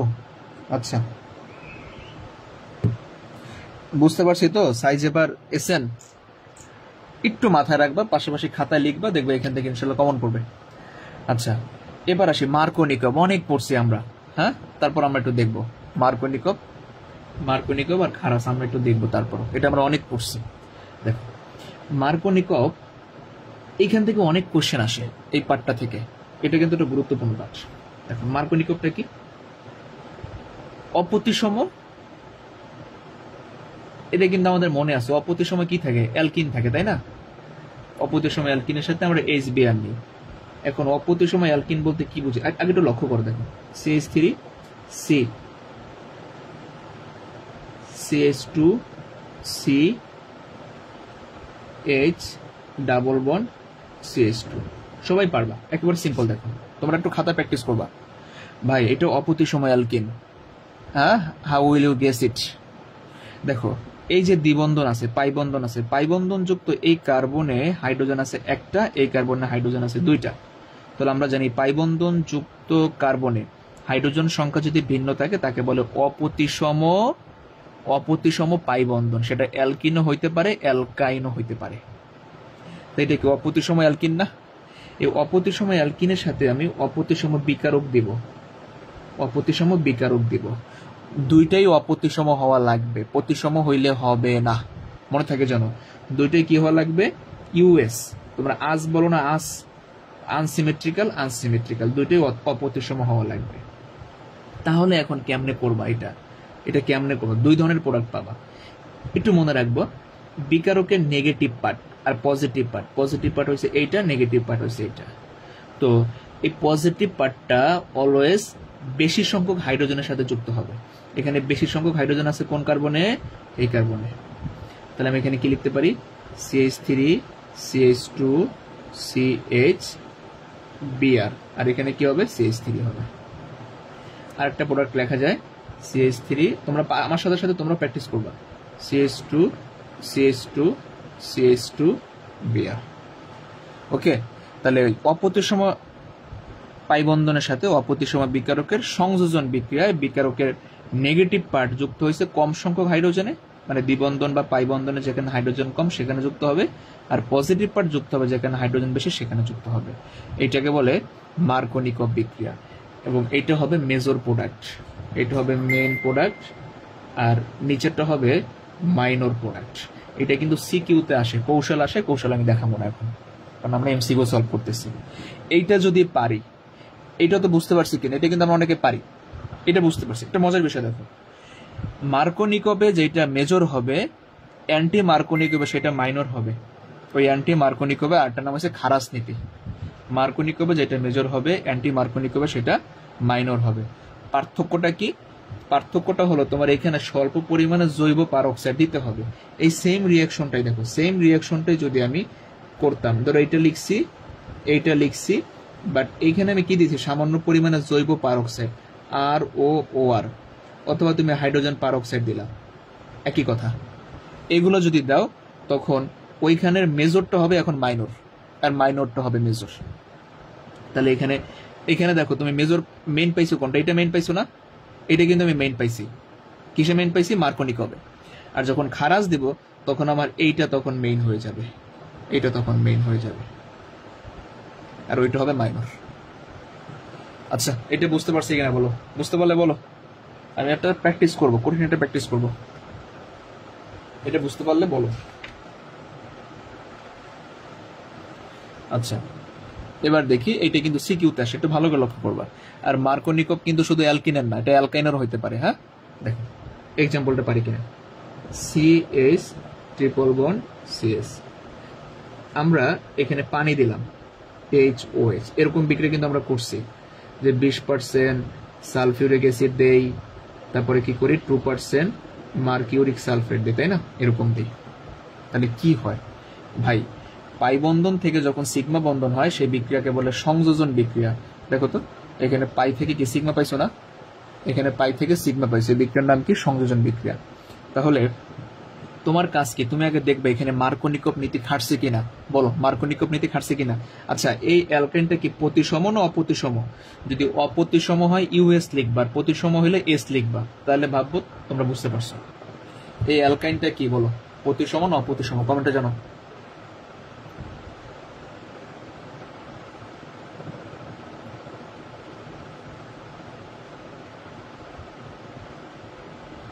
এই অ্যালকাইনটা প্রতিসম না অপ্রতিসম, কমেন্টে জানাও। চালু করে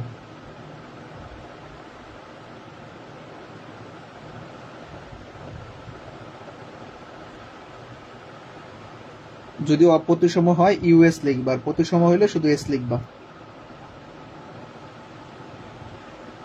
আচ্ছা, আমরা জানি এটা একটা অপ্রতিসম, তাই সরি প্রতিসম, কারণ এই পাই বন্ধন যুক্ত কার্বনে হাইড্রোজেন সংখ্যা সমান আছে, তাই এটা প্রতিসম। বাট এইটা কিন্তু অপ্রতিসম। বাট আমরা জানি মার্কোনিকভের দুইটাই অপ্রতিসম থাকা লাগে, মার্কোনিকভের দুইটাই অপ্রতিসম থাকা লাগে। তাহলে এখানে কি মার্কোনিকভ নীতি খাটবে? খাটবে না কিন্তু। এখানে মার্কোনিকভ নিয়ে আমার কোনো হেডেক নেই। তাই তোমার ইচ্ছা মতো তুমি যে কোনো একটা জায়গায় পজিটিভ, একটা জায়গায় নেগেটিভ পার্ট বসাও। তাহলে কি লেখা যায় বলো তো? ধরো আমি এখানে এইচ দিলাম, তাহলে কি হবে? CH2 double bond CHOH। একটু ভালো করে লক্ষ্য করবো, এখানে একটা টুইস্ট আছে কিন্তু। আচ্ছা, একটু দেখো তো, আমরা সামান্য পড়ছিলাম না tautomerism in all, in all, এটা হলো ইন, এটা হলো ওয়াল। তাহলে ইন অল যদি থাকে তাহলে পাশেরটা কি হবে? কিটো সমান হইতে পারে। এটা সিম্পল, একেবারে সিম্পল। দেখো এই পাই বন্ধনটা এখন কই আসবে স্যার? আমরা জানি এই এইচটা এখানে আসে, এইচটা কোথায় চলে আসবে? এখানে চলে আসবে। আর পাই বন্ধনটা কই চলে আসবে? এখানে চলে আসবে। তাহলে তুমি এখান থেকে কি লিখতে পারো? CH3, আর লিখতে পারো কি CH ডাবল বন্ড ও লিখতে পারি। এই বিক্রিয়াটা বুঝছো কিনা বলো? এটা একটা টটোমারিজম কিন্তু। এরকম যদি পাও ইন অল, কারণ এখানে কি আছে? দ্বিবন্ধনের জন্য ইন আছে, আর অ্যালকোহলের জন্য অল আছে। তো ইন অল যদি থাকে, তুমি এরকমের একটা টাইপ করার ট্রাই করবা। বুঝছো কিনা বলো? এটা যদি বুঝে থাকি তাহলে আমরা বলতে পারি ইথাইন। ইথাইন থেকে আমরা কি পাই? ইথানেল পাই। ইথাইন থেকে আমরা ইথানেল পাই। এবং এটা কিভাবে? অ্যালকাইনের সাথে পানি দিলে কিন্তু আমরা এই বিক্রিয়াটা পাই। এই বিক্রিয়াটা অনেক আসছে বোর্ডে কিন্তু। এইটা যদি বুঝে থাকি আমরা, এটা বুঝছি কিনা আগে বলো? চলো করে বলো, বুঝলে ওয়াই লিখবা। ইয়েস।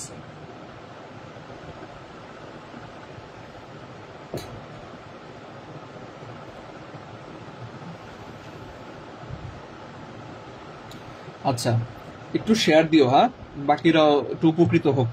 আমরা কার্পণ্যতা না করি, কৃপণতা যেন না করি, হ্যাঁ, বাকিরাও দেখুক, যদি একটু উপকার হয় তাদেরও। আচ্ছা, এইটা যদি বুঝি, দেখো এই বিক্রিয়াটা তোমরা একটু এখনই প্র্যাকটিস করো। ধরো আমি এখানে দিলাম CH3 C triple bond CH, same জিনিসই দিলাম, পানি দিলাম HOH। এবার বলো এটা কি প্রতিসম না অপ্রতিসম? এখন এটা কিন্তু অপ্রতিসম, এবং এটাও অপ্রতিসম। তাহলে এখানে কি হবে? নেগেটিভ পার্ট আর পজিটিভ পার্ট। এই পজিটিভ পার্ট যুক্ত হবে কোথায়? যেখানে হাইড্রোজেন বেশি আছে, এখানে যুক্ত হবে। তাহলে তুমি কি লিখবা? CH3 COH, আর এখানে লিখবে কি? ডাবল বন্ড CH2 লিখবা। এবার আমরা কিন্তু জানি, আবার দেখো তো ইন অল আসছে, তাই না? ইন অল, তাহলে এইচটা চলে আসবে এখানে, দ্বিবন্ধনটা চলে যাবে এখানে। তাহলে কি লেখা যায়? CH3 C ডাবল বন্ড ও CH3। তাহলে এখান থেকে কি বোঝা গেল? অপ্রতিসম অ্যালকাইনের সাথে হাইড্রেশন বা পানির সংযোজন বিক্রিয়ায় আমরা কি পাবো? কিটোন পাবো। বাট প্রতিসম অ্যালকাইনের সাথে পানির সংযোজন বিক্রিয়ায় আমরা কি পাবো? অ্যালডিহাইড পাবো। তাহলে যখন তুমি প্রতিসম অ্যালকাইন নিবা, তো সব প্রতিসম অ্যালকাইন না কিন্তু, এটা শুধুমাত্র ইথাইনের জন্য, তাই না? ইথাইনের জন্য আমরা কি পাবো? কি পাবো? অ্যালডিহাইড পাবো। বাট আমি যখন অপ্রতিসম নিব অ্যালকাইন, তখন আমি কি পাবো? কিটোন পাবো। জবা আক্তার, ওয়ালাইকুম আসসালাম। জবা আক্তার, কি অবস্থা? পরীক্ষা কেমন দাও তুমি? অনেকের কমেন্ট পড়তে পারিনি, এজন্য দুঃখিত। সাবরিনা তাজিন, হ্যাঁ আচ্ছা। জবা বাহিনী, তোমাদের বাকিরা কই? সন্না, তারপরে মাহিয়া মাহি, আচ্ছা, তারপর আরো আছে না? Jannat, Zerin big big fan sir, আপনারা বিগ ফ্যানও লেবো স্যারের নিয়ে মনে করো নাস্তা নাস্তা খাওয়াইতে হবে, ভালো মন্দ খাওয়াইতে হবে। তুমি নাকি খুব ভালো রান্না করো জানি, শুনছিলাম। আচ্ছা, তো এইটা বুঝতে পারছি কিনা বলো? যারা পরে আসছো জবাব, যেহেতু পরে আসছো সমস্যা নাই, আগেরটা একটু টাইনা দেখবা। এখান থেকে আমরা সর্বোচ্চ এমসিকিউ কমন ফলাইতে চাই, এখান থেকে শুরু করি আমরা। হ্যাঁ, তাহলে আমি কিন্তু এইটা বুঝতে পারছি, আশা করি মার্কোনিকভ খারাস নিয়ে আমার কোনো হেডেক নাই। ওকে, আচ্ছা, এলডল গুরুত্বপূর্ণ রিয়াকশন। এলডল দেখো, এই এলডল আর ক্যানিজের মধ্যে একটা পার্থক্য আছে, সূক্ষ্ম পার্থক্য। এলডল কারা? এলডল হলো আলফা হাইড্রোজেন যুক্ত। একটা জিনিস মাথায় রাখবে, এখানে আলফা হাইড্রোজেন যুক্ত থাকবে আর এখানে আলফা হাইড্রোজেন বিহীন থাকবে। আলফা হাইড্রোজেন বিহীন। একটু লাইভটা একটু শেয়ার করে দিও, হ্যাঁ, একটু নিজেদের প্রোফাইল একটু শেয়ার করে দিও, ফ্রেন্ডরাও একটু দেখুক, একটু উপকার হোক, জৈব যৌগ যাতে ভয় না পাই, এমসিকিউ যাতে কমন পড়ে। আলফা হাইড্রোজেন যুক্ত অ্যালডিহাইড, এখানে আলফা হাইড্রোজেন বিহীন। এবার আসো, আলফা হাইড্রোজেন যুক্ত অ্যালডিহাইডরা অ্যালডোল ঘনীভবন বিক্রিয়া দেয়। কিরকম স্যার? ধরো আমি লিখলাম CH3 C double bond O H. আচ্ছা, এই যে মূলকটা, এই যে মূলক অ্যালডিহাইড মূলক, এই মূলকটা যেই কার্বনে আছে, এই কার্বন, তাই না, এই কার্বনটাকে বলে আলফা কার্বন। এই আলফা কার্বনে যদি হাইড্রোজেন থাকে তাকে বলে আলফা হাইড্রোজেন। তাহলে এই জিনিসটা অ্যালডোল ঘনীভবন বিক্রিয়া দিবে কি না? অবশ্যই দিবে। তাহলে অ্যালডোল ঘনীভবন বিক্রিয়া কারা দেয়? আলফা হাইড্রোজেন যুক্ত কার্বনিল যাদের মধ্যে আছে, সেটা অ্যালডিহাইড হইতে পারে, আইদার কিটোনও হইতে পারে। তাহলে আলফা হাইড্রোজেন যুক্ত অ্যালডিহাইডরা কি দিবে? অ্যালডোল ঘনীভবন বিক্রিয়া দিবে। এরকম কয় অণু নিবা স্যার? 2 অণু নিবা। ধরো এখানে CH2 দিলাম, একটা স্কেম উপর দিলাম, C double bond O H. Alpha hydrogen যুক্ত 2 অণু অ্যালডিহাইড যখনই তুমি নিবা তখন কি হবে? একেবারে সিম্পল, দেখো, এই এইচটা অক্সিজেনের কাছে চলে আসবে আর এই কার্বনের সাথে এই কার্বনের বন্ধনটা হয়ে যাবে। তাহলে আনসার কি হবে? Answer will be CH3 COH CH CH2 C double bond OH। ও হয়ে গেল অ্যান্সার আমার। তাই এটা ছিল কি? আলফা হাইড্রোজেন যুক্ত 2 অণু অ্যালডিহাইড কার উপস্থিতিতে বিক্রিয়া করবে? লঘু ক্ষার। মনে থাকে যেন এটা লঘু ক্ষার হবে। তো লঘু ক্ষারের উপস্থিতিতে বিক্রিয়া করবে। বিক্রিয়া করে কি হলো ভাই? দেখতো, এটা এই হলো আমার মূলক, এটা আলফা কার্বন, এটা হলো বিটা কার্বন, এটা গামা কার্বন। তাহলে এটার নাম হইতে পারে কি? Beta hydroxy, beta hydroxy aldehyde, beta hydroxy aldehyde. Okay, তাই আমি অ্যালডোল ঘনীভবন বিক্রিয়া কি পেলাম বলো? আলফা হাইড্রোজেন যুক্ত 2 অণু অ্যালডিহাইড, এগুলো লিখে রাখবা যখন কথাগুলো বলবো। আলফা হাইড্রোজেন যুক্ত 2 অণু অ্যালডিহাইড লঘু ক্ষারের সহিত বিক্রিয়া করে কি তৈরি করবে? বিটা হাইড্রোক্সি অ্যালডিহাইড তৈরি করবে। এই বিক্রিয়াকে অ্যালডোল ঘনীভবন বিক্রিয়া বলে। পেজটা স্ক্রলিং করলে দেখবা এগুলো আলাদা আলাদা বিক্রিয়া আমি আরো ক্লাস দিছিলাম। যাই হোক, তাহলে আমি এগুলো আশা করি পারবো। অ্যারোমেটিক দিলেও সেম হবে। এবার আসো ক্যানিজারো, আলফা হাইড্রোজেন থাকা যাবে না। এবার আমাকে একটু বলেন তো sir, HC double bond OH, এই যে মূলকটা CHO মূলক, ও কি অন্য কোনো কার্বনের সাথে যুক্ত আছে? ও কিন্তু অন্য কোনো কার্বনের সাথে যুক্ত নাই। তাহলে এখানে কি আলফা কার্বন আছে বলো? এখানে কিন্তু আলফা কার্বন নাই। হ্যাঁ, বিপরীত মার্কোনিকভ হাসিব, বিপরীত মার্কোনিকভ তো পড়াইছি ভাই, এই যে এখানে বলে দিলাম। এই যে যখন সামান্য পরিমাণে জৈব পারঅক্সাইড দিব তখন মার্কোনিকভে যেটা মেজর ছিল, বিপরীত মার্কোনিকভে সেটা হয়ে যাবে মাইনর। এটার আরেকটা নাম ক্ষারাস্থিতি। এটা বলছি, দেখবা, এটা কিন্তু বলছি। একটু পিছনে পজ করলে টাইনা দেখলে দেখতে পারবা। আমি তোমার কমেন্টটা খেয়াল করিনি, তাহলে বলে দিতাম। আচ্ছা, তাহলে ক্যানিজারও কি হবে? আলফা হাইড্রোজেন বিহীন 2 অণু অ্যালডিহাইড। তাহলে আর কোনো অ্যালডিহাইড নাও, HC ডাবল বন্ড OH নিছো। মনে রাখবা অ্যালডোনের নিছো লঘু ক্ষার, কিন্তু ক্যানিজারও তো নিবা গাঢ় ক্ষার, গাঢ় ক্ষার নিবা। তাহলে আলফা হাইড্রোজেন বিহীন 2 অণু অ্যালডিহাইড গাঢ় ক্ষারের সাথে বিক্রিয়া করবে, একটা জারিত হবে, এক অণু জারিত হয়ে, আমি জানি অ্যালডিহাইড জারিত হয়ে কি হয়? অ্যাসিড হয়। তাহলে এখানে কি হবে? HC ডাবল বন্ড OH হবে। আরো কোনো কি হবে? আরো কোনো হবে অ্যালকোহল। তাহলে 1 কার্বন বিশিষ্ট অ্যালকোহলের নাম কি? CH3OH। এবার একটা মজার বিষয় দেখো, এইটাও কিন্তু কারেক্ট, অ্যাসিডটা কিন্তু কারেক্ট। স্যার কিটোন যেটা বললেন সেটা কি প্রোপানল না? আচ্ছা দেখি, কিটোন যেটা বলছি না, প্রোপানন রে ভাই, প্রোপানন। এই যে কিটোন যেটা বলছি সেটা কি প্রোপানন না? এই যে দেখো তো, প্রোপানন তো এটা 1 2 3 3 কার্বন না, এটা প্রোপানন। আর উপরটা ছিল তোমার ইথানল।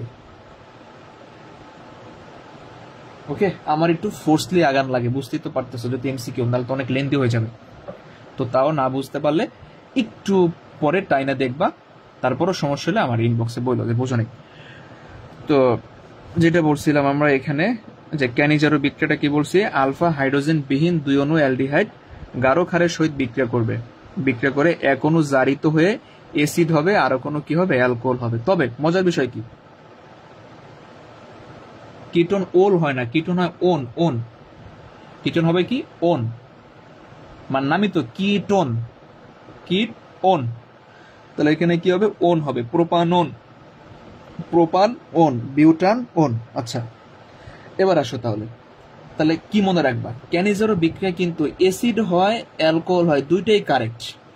কিন্তু ভালো কোনটা হয়, এই অ্যাসিডটার অ্যাসিড থাকতে পারে না, যেহেতু ক্ষার আছে, ক্ষারের সাথে বিক্রিয়া করে অ্যাসিডের লবণ হয়ে যায়, ক্ষারের সাথে বিক্রিয়া করে কি হয়ে যাবে, অ্যাসিডের লবণ হয়ে যাবে।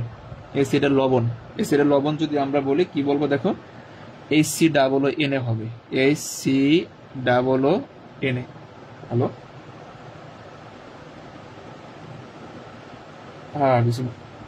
হ্যাঁ হ্যাঁ ক্লাস নিতেছি। আচ্ছা, তাহলে এখানে কি হবে, অ্যাসিডের লবণ হবে, হ্যাঁ HCOO হবে। এটা হচ্ছে কিন্তু পারফেক্ট অ্যান্সার। যদি তোমার কখনো দেয় এরকম দিতে পারে, হ্যাঁ, যে ক্যানিজারো বিক্রিয়ায় অ্যাসিড হয় না অ্যাসিডের লবণ হয়, দুইটাই কারেক্ট, তবে বেশি অ্যাপ্রোপ্রিয়েট কোনটা, অ্যাসিডের লবণ হবে। তাহলে মজার বিষয় কি, এটা আসবে ক্যানিজারোতে আলফা হাইড্রোজেন বিহীন হবে, বাট অ্যালডিহাইডে আলফা হাইড্রোজেন যুক্ত হবে। এবার আরেকটা এক্সাম্পল দিয়ে দেখি তোমরা পারো কিনা আমারে বলবা।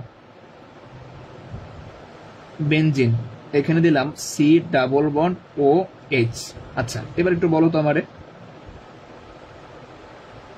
দেখি এই যে আমি অ্যালডিহাইডটা লিখছি, এই যে অ্যালডিহাইড লিখলাম স্যার, এই অ্যালডিহাইডে কি আলফা হাইড্রোজেন আছে না নাই? আবার কোশ্চেনটা শোনো, এটা তো বেনজালডিহাইড তাই না, এই কার্বনে কি আলফা হাইড্রোজেন আছে? থাকলে লিখবা ইয়েস, না থাকলে লিখবা নো। আমি একটু হেল্প করে দিই, আলফা কার্বন কোথায় খুঁজবা, এই কার্বনটা পাশে যে কার্বনের সাথে যুক্ত, ওই কার্বনটাকে বলে আলফা কার্বন। ওই কার্বনে যদি হাইড্রোজেন থাকে তাকে বলে আলফা হাইড্রোজেন। তাহলে এখানে কি আলফা হাইড্রোজেন আছে? থাকলে ইয়েস বলবা, না থাকলে নো বলবা। আগে এটা বলো দেখি।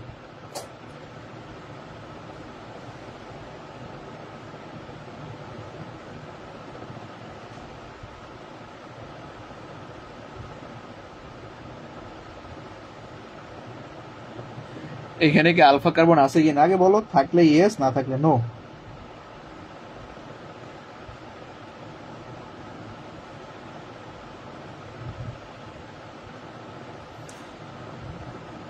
আলফা কার্বন, জুনাইদ লাগছে ইয়েস।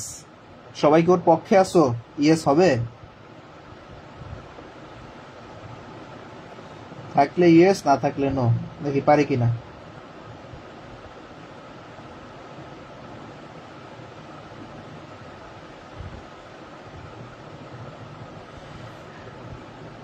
আচ্ছা এটা ইয়েস হবে না রে ভাই, এটা ভুল বলছো তুমি।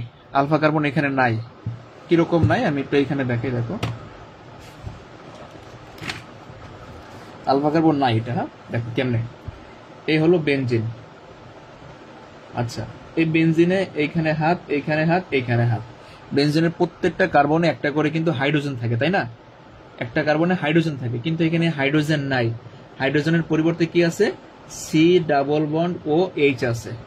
তাহলে এই কার্বনটা বেনজিনে যে কার্বনের সাথে যুক্ত হয়েছে, এখানে কোনো হাইড্রোজেন আছে রে ভাই? নাই কিন্তু, বাইরের কার্বনে নাই। গুড।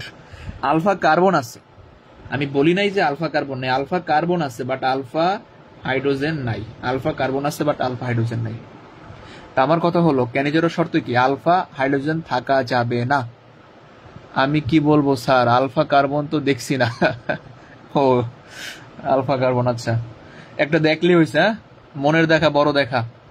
আচ্ছা তাহলে এই যে মূলকটা বেনজালডিহাইড মূলক, এই মূলকটা যেই কার্বনে আছে ওই কার্বনটাকে বলে আলফা কার্বন। তাহলে এই কার্বনটা হলো আলফা কার্বন। এই আলফা কার্বন থাকলে হবে না, আলফা হাইড্রোজেন, মানে আলফা কার্বন দিয়ে আমার কোনো ম্যাটার না, আলফা হাইড্রোজেন থাকা লাগবে।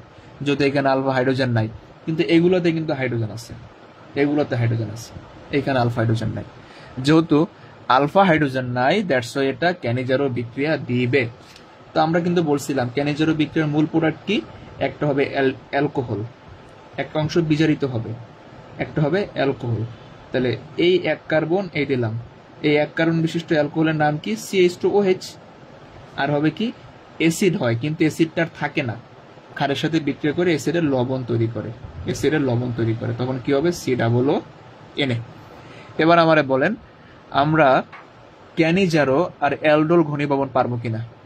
কি শিখলাম, ক্যানিজারোতে আলফা হাইড্রোজেন থাকবে না, ক্যানিজারোতে গাঢ় ক্ষারের উপস্থিতিতে দুই অণু আলফা হাইড্রোজেন বিন অ্যালডিহাইড পরস্পর বিক্রিয়া করে একটা জারিত হইয়া অ্যাসিডের লবণ আর একটা বিজারিত হয়ে অ্যালকোহল হবে।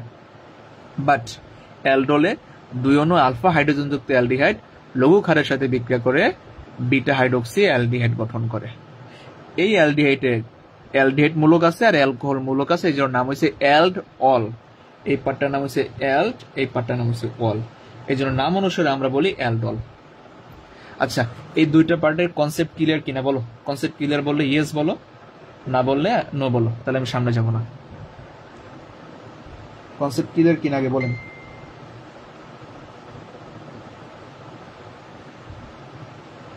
খুব গুরুত্বপূর্ণ রিঅ্যাকশন কিন্তু এটা, পরীক্ষা আসে কিন্তু, এটা কনসেপ্ট ক্লিয়ার কিনা।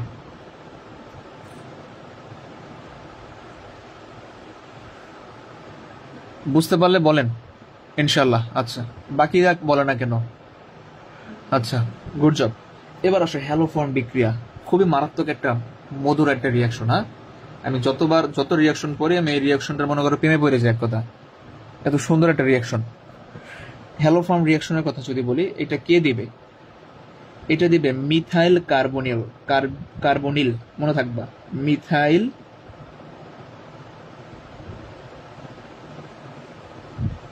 কার্বনিল, মিথাইল কার্বনিলরে হ্যালোফর্ম বিক্রিয়া দেয়। অ্যালডোলটা আরেকবার বলেন স্যার। আচ্ছা, অ্যালডোল কি ছিল রে ভাই, আলফা হাইড্রোজেন যুক্ত দুইটা অ্যালডিহাইড পরস্পর বিক্রিয়া করবে, এই একটা অ্যালডিহাইড, এই একটা অ্যালডিহাইড, দুইটাই কিন্তু আলফা হাইড্রোজেন যুক্ত অ্যালডিহাইড, জাস্ট এখানে হাইড্রোজেনটাকে আমি উপরে বসিয়ে দিছি। এরকম দুই অণু অ্যালডিহাইড লঘু ক্ষারের সাথে বিক্রিয়া করবে, বিক্রিয়া করে বিটা হাইড্রোক্সি অ্যালডিহাইড তৈরি করে। আমরা দেখাইছিলাম কিন্তু কেমনে তৈরি করে, এই এইচটারে তুমি অক্সিজেনের কাছে পাঠাই দাও আর এই কার্বনের সাথে এই কার্বনটা যুক্ত করে দাও, তাহলে তো এটা তৈরি হয়ে গেল। এই মূলকটা এই কার্বনের সাথে যুক্ত, এটাকে বলে আলফা কার্বন, এটাকে বলে বিটা কার্বন। তাহলে বিটা কার্বনে কি আছে, তোমার OH মূলক আছে, এই জন্য নাম হয়েছে বিটা হাইড্রোক্সি। ওকে, এটা হচ্ছে বিটা হাইড্রোক্সি, আর টোটাল যৌগটা অ্যালডিহাইড মূলক, এই জন্য বলি beta hydroxy aldehyde. Beta hydroxy aldehyde, উৎপন্ন যৌগে অ্যালডিহাইড মূলক থাকে এই জন্য বলি অ্যাল্ড, এবং অ্যালকোহল মূলক থাকে এই জন্য বলি অল। টোটাল নাম হলো কি, অ্যালডল। ওকে, কে বলছিল জানো স্যার অ্যালডলটা বুঝাই দেন, আবার গেল কই? আচ্ছা, কমেন্ট দেখে দেখলাম না আবার, যাক আশা করি এবার বুঝতে পারছি। আচ্ছা, এবার আসো হ্যালোফর্ম রিয়াকশন, কি বলছি, মিথাইল কার্বনিল। মিথাইল কার্বনিল মানে কি, CH3CO মূলক, এইটা থাকা লাগবে। যে সকল মূলকের মধ্যে CH3CO মূলক থাকে, ভালো করে মাথায় রাখবা, এইটা উপস্থিত থাকবে, এইটা উপস্থিত থাকবে, অথবা তৈরি হবে, অথবা তৈরি হয়, তারা এই বিক্রিয়া দেয়। কি বলছি, আমার সাথে সাথে রিপিট করবা, যে সকল যৌগের মধ্যে মিথাইল কার্বনিল মূলক থাকে, উপস্থিত থাকে অথবা তৈরি হয়, তারা এই বিক্রিয়া দেয়।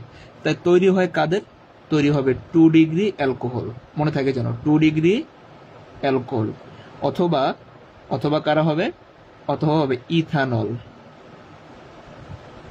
এই দুইটা তুমি চোখে দেখতে পারবা না, এটা তোমার মনে করো দূর থেকে ভালোবাসার মতো, মনে মনে ভালোবাসতে হইব। এটা তুমি বাহ্যিকভাবে দেখে বুঝতে পারবা না যে স্যার ওর মধ্যে তো 2 ডিগ্রি অ্যালকোহল বা ইথানলের মধ্যে তো এই জিনিসটা নাই, কিন্তু তারপরও সেই দুইটা বিক্রিয়া দিবে। আর যাদেরকে বাহ্যিকভাবে দেখে মনে হবে CH3CO মূলক আছে, তারা তো এই বিক্রিয়া দিবেই নিশ্চিত। আমরা একটা এক্সাম্পল দেখি, আলোচনা করি, তাহলে বুঝতে পারবো। দেখো এক্সাম্পল দেখো, একটু চিন্তা করো তাহলে পারবা। ধরো CH3, CH2CO, CH3, ওকে, এখানে কি দিব আমি, ধরো পটাশিয়াম হাইড্রোক্সাইড দিলাম বা সোডিয়াম হাইড্রোক্সাইড, আর দিবা কি হ্যালোফর্ম, ধরো এখানে CH3 দিলাম আমি, এটা কিন্তু হ্যালোফর্ম রিয়াকশন। কি দিবা, এই যে যৌগটা লিখছি পটাশিয়াম হাইড্রোক্সাইড দিছি, CH3 দিছি। একটা মজার বিষয় দেখো, আগে আগে বলো হ্যালোফর্ম বিক্রিয়া দিবে কিনা। ভাই ওর মধ্যে কি CH3CO মূলক আছে না নাই?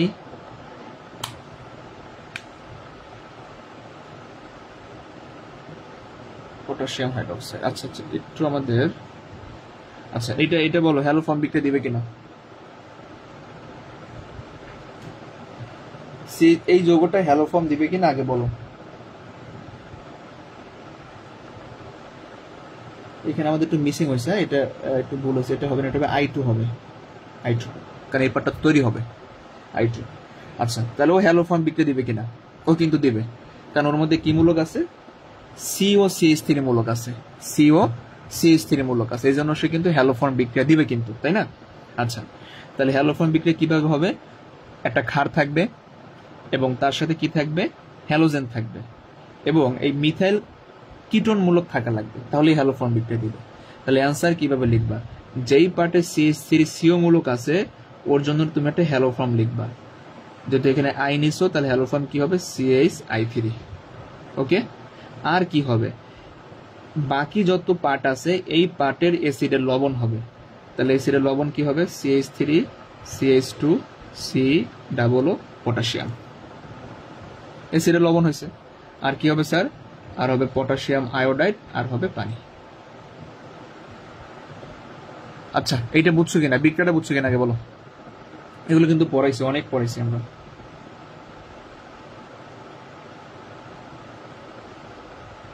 ও বিক্রিয়াটা দিবে কি, এই বিক্রিয়াটা বুঝছি কিনা, আসলে পরীক্ষায় পারবো কিনা বলো। হ্যাঁ, আমরা আর একটা এক্সাম্পল দিই, দেখো বুঝো কিনা।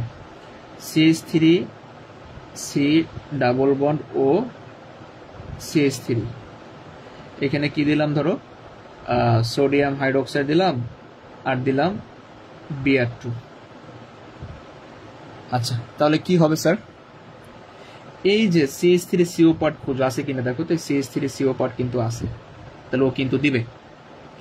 তাহলে আমি কি করব, এই পার্ট থেকে একটা হ্যালোফর্ম বানাবো, তাহলে কি হবে CH, এখানে হ্যালোফর্ম বলতে কি আছে, ব্রোমিন আছে, তাহলে কি হবে CH Br3।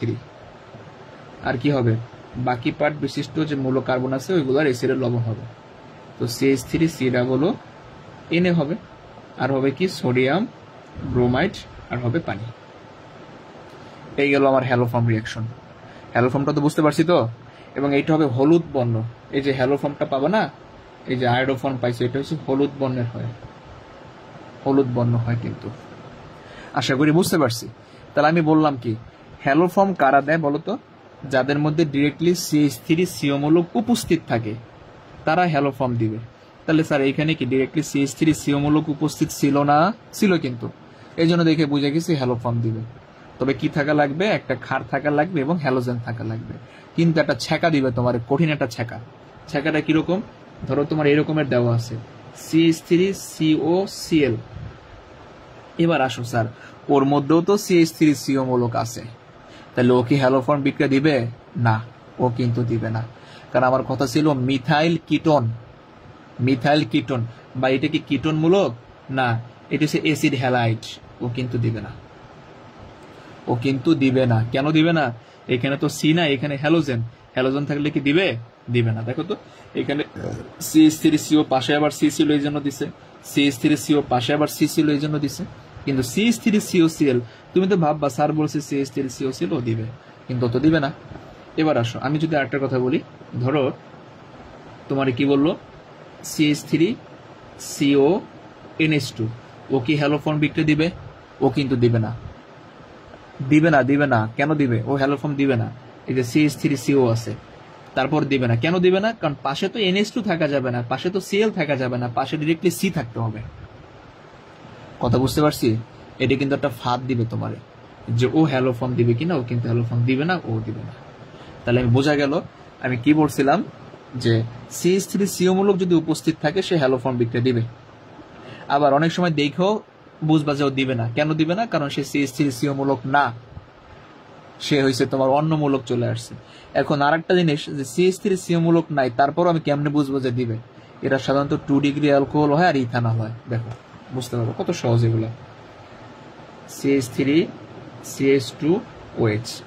এখন তুমি লিখছো এখানে Br2 প্লাস সোডিয়াম হাইড্রোক্সাইড, ও কি হ্যালো ফর্ম দিবে? ভাই ওরে দেখে তো বোঝা যায় না ওর মধ্যে CH3CH মূলক আছে কিনা। কিন্তু আমরা কি বলছি 2 ডিগ্রি অ্যালকোহলও দিবে ইথানলও দিবে। এটা কি ইথানল না বলো? ইথানল। ও মূলত অভ্যন্তরীণভাবে জারিত হয়, অভ্যন্তরীণভাবেও জারিত হয়। জারিত হয়ে কি তৈরি করে? CH3 C ডাবল বন্ড ও H তৈরি করে। বুঝতে পারছো? এখান থেকে একটা OH আর H চলে যায়, তাহলে ও অভ্যন্তরীণভাবে জারিত হয়ে CH3CH তৈরি করে। এখন দেখো তোর মধ্যে CH3CO মূলক আছে না নাই? আছে, তাহলে বিক্রিয়া দিবে। তাহলে এখানে অ্যান্সারটা কি হবে? CH Br3 প্লাস CH3 চলে গেছে, কার্বন আছে কটা? একটা, তাহলে এক কার্বনের অ্যাসিডের লবণ হবে HCO ONA, আর হবে পানি, আর হবে সোডিয়াম ব্রোমাইড। সেম 2 ডিগ্রি অ্যালকোহলও কিন্তু দিবে। 2 ডিগ্রি অ্যালকোহল কিরকম? CH3 CH OH CH3 ও দিবে। তাহলে ও কি হয়? ও অভ্যন্তরীণভাবে জারিত হয়। জারিত হয়ে কি হবে স্যার? এইখান থেকে একটা H যাবে আর এখান থেকে একটা H চলে যাবে। তাহলে কি লেখা যায়? CH3 C double bond O আর হবে CH3। তো দেখো তো CH3CO মূলক আছে না নাই? আছে কিন্তু। তাহলে ও কিন্তু হ্যালো ফর্ম বিক্রিয়া দিবে। তো হ্যালো ফর্ম বিক্রিয়ার শর্ত কি? ডিরেক্টলি CH3CO মূলক থাকা লাগবে, অথবা 2 ডিগ্রি অ্যালকোহল এবং সেকেন্ডারি অ্যালকোহল অথবা ইথানল যাদের অভ্যন্তরীণভাবে জারিত কইরা CH3CO মূলক তৈরি করা যায় তারও এই বিক্রিয়া দিবে। আশা করি হ্যালো ফর্ম বুঝতে পারছি। হ্যাঁ, বুঝতে পারলে ইয়েস লেখো, বুঝতে পারলে ইয়েস লেখো সবাই।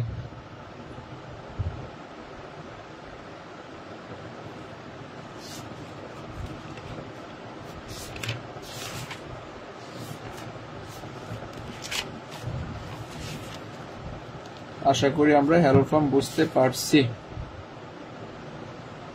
আচ্ছা, তাহলে আমরা বুঝতে পারলে আমরা ধাপ ধাপ করে বিক্রিয়া দেখবো। আমাদের প্রায় শেষের পথে আছি আমরা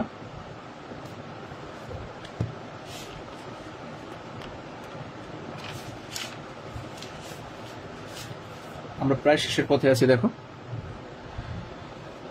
এবার দেখো বেনজিনের কয়টা বিক্রিয়া আমরা দেখবো, গুরুত্বপূর্ণ বিক্রিয়া, এগুলো একটু ভালো করে মাথায় রাখবা। দেখো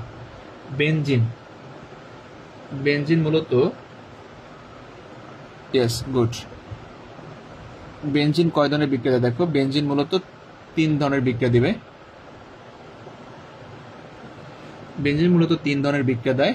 একটা দেয় হাসিব চৌধুরী 80%। ভাই এগুলো তো আগে পড়াইছি, কারণ এখন যদি এত ডিটেলসে পড়াই তাহলে এটা অনেক লেন্দি হয়ে যাবে, বুঝতে পারছো? লেন্দি হয়ে যাবে। তারপরে তোমাদের সুবিধার জন্য বলি, হ্যালো ফর্ম বিক্রিয়ার একটা ক্লাস দেওয়া আছে আমার এই পেজে, হ্যাঁ একটু দেখে নিবা, কারণ এটা MCQ সলভ ক্লাস তো এত ভাস দেখাইলে ক্লাস হয়ে যাবে 2 ঘন্টা, তখন তোমরাই দেখার আগ্রহটা হারাই ফেলবা। যতটুকু বুঝতে পারছো তারপরে বাকিটা একটু এই পেজে দেওয়া আছে, অ্যালডোলের বিক্রিয়া দেওয়া আছে, ক্যানিজারও দেওয়া আছে, হ্যালো ফর্মও দেওয়া আছে, এখান থেকে দেখে নিবা। তো বেনজিনের 3 ধরনের বিক্রিয়া আছে। একটা হলো জারণ বিক্রিয়া, তবে এগুলো সাধারণত দেয় না।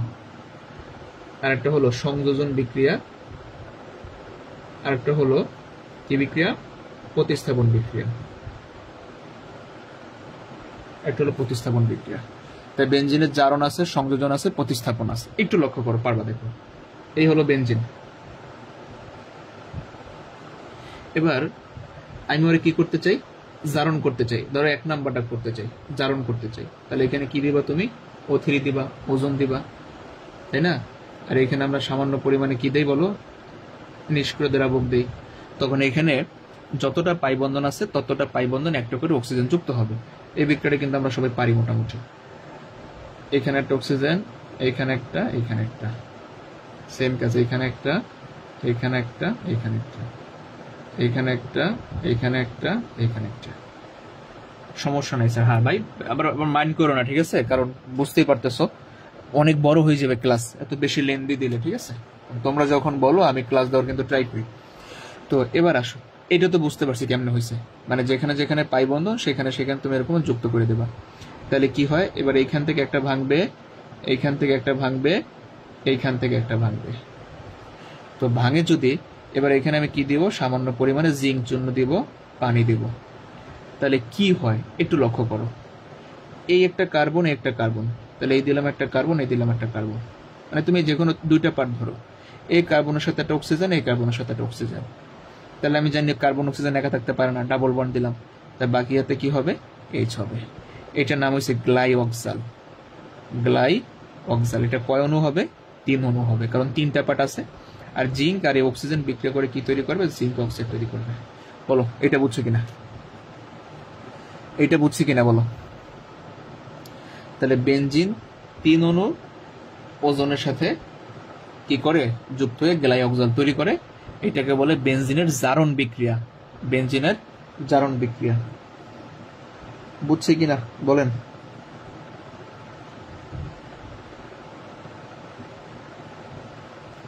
বুঝলে ইয়েস লিখবো, যদি বুঝে থাকি আমরা ইয়েস লিখবো।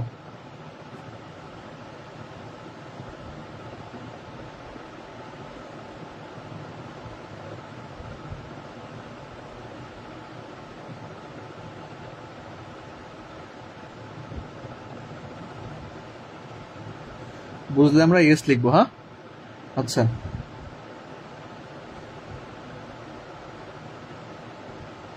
আচ্ছা এটা আশা করি বুঝতে পারছি। তারপরে আমি নিচে আবার একটু দেখে দেব, মূলত কি ছিল, কি ওয়াই লিখছে, আচ্ছা মনে হয় স্লো কাজ করতেছে। এই যে ধরো তোমার এই বেনজিনটা ছিল না, একটু লক্ষ্য করো, এই পার্টটা হয়তো একটু ঝামেলা হতে পারে। এই যে পাই বন্ধন ছিল আমার, ধরো এই যে পাই বন্ধনটা, ইয়েস আচ্ছা যদি বুঝো তাহলে আর দেখাবো না, বুঝছো। সাবরিনা তাজিন, তাজিন কি বুঝতে পারছেন?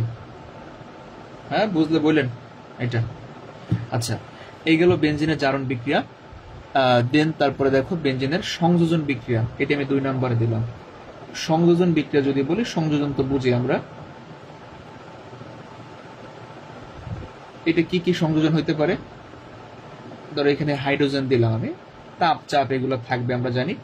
তাহলে এই পাশে একটা, এই পাশে একটা, এই পাশে একটা, 3 পাশে 3 দ্বিগুণে 6টা হাইড্রোজেন বসবে, তাই না? আগে ছিল বেনজিন, এখন নাম হয়েছে কি সাইক্লোহেক্সেন, ওর নাম কি সাইক্লোহেক্সেন। এখন আমি যদি ওর সাথে হ্যালোজেন যুক্ত করি, তাহলে কয় অণু যুক্ত হবে বলো, 3 অণু যুক্ত হবে, কারণ এই পাশে একটা, এই পাশে একটা, এরকম 6 পাশে 6টা হবে। তাহলে এখানে কি লিখবো আমি, CL CL CL CL CL CL, এর নাম হচ্ছে বেনজিন হেক্সাক্লোরাইড, বেনজিন হেক্সাক্লোরাইড। অথবা এটাকে আমরা কি বলতে পারি, লিনডেন বলতে পারি। এটা একটা কীটনাশক হিসেবে কাজ করে, এটা কি হিসেবে কাজ করবে, কীটনাশক হিসেবে কাজ করবে। তাহলে বেনজিনের সংযোজন বিক্রিয়া আমরা পারলাম, আর বেনজিনের জারণ বিক্রিয়া পারলাম, বা এটাকেও বেনজিনের ওজন সংযোজন বলা যায়। আচ্ছা পরেরটা আসো, নাম্বার 3 সবচেয়ে গুরুত্বপূর্ণ, বেনজিনের প্রতিস্থাপন বিক্রিয়া।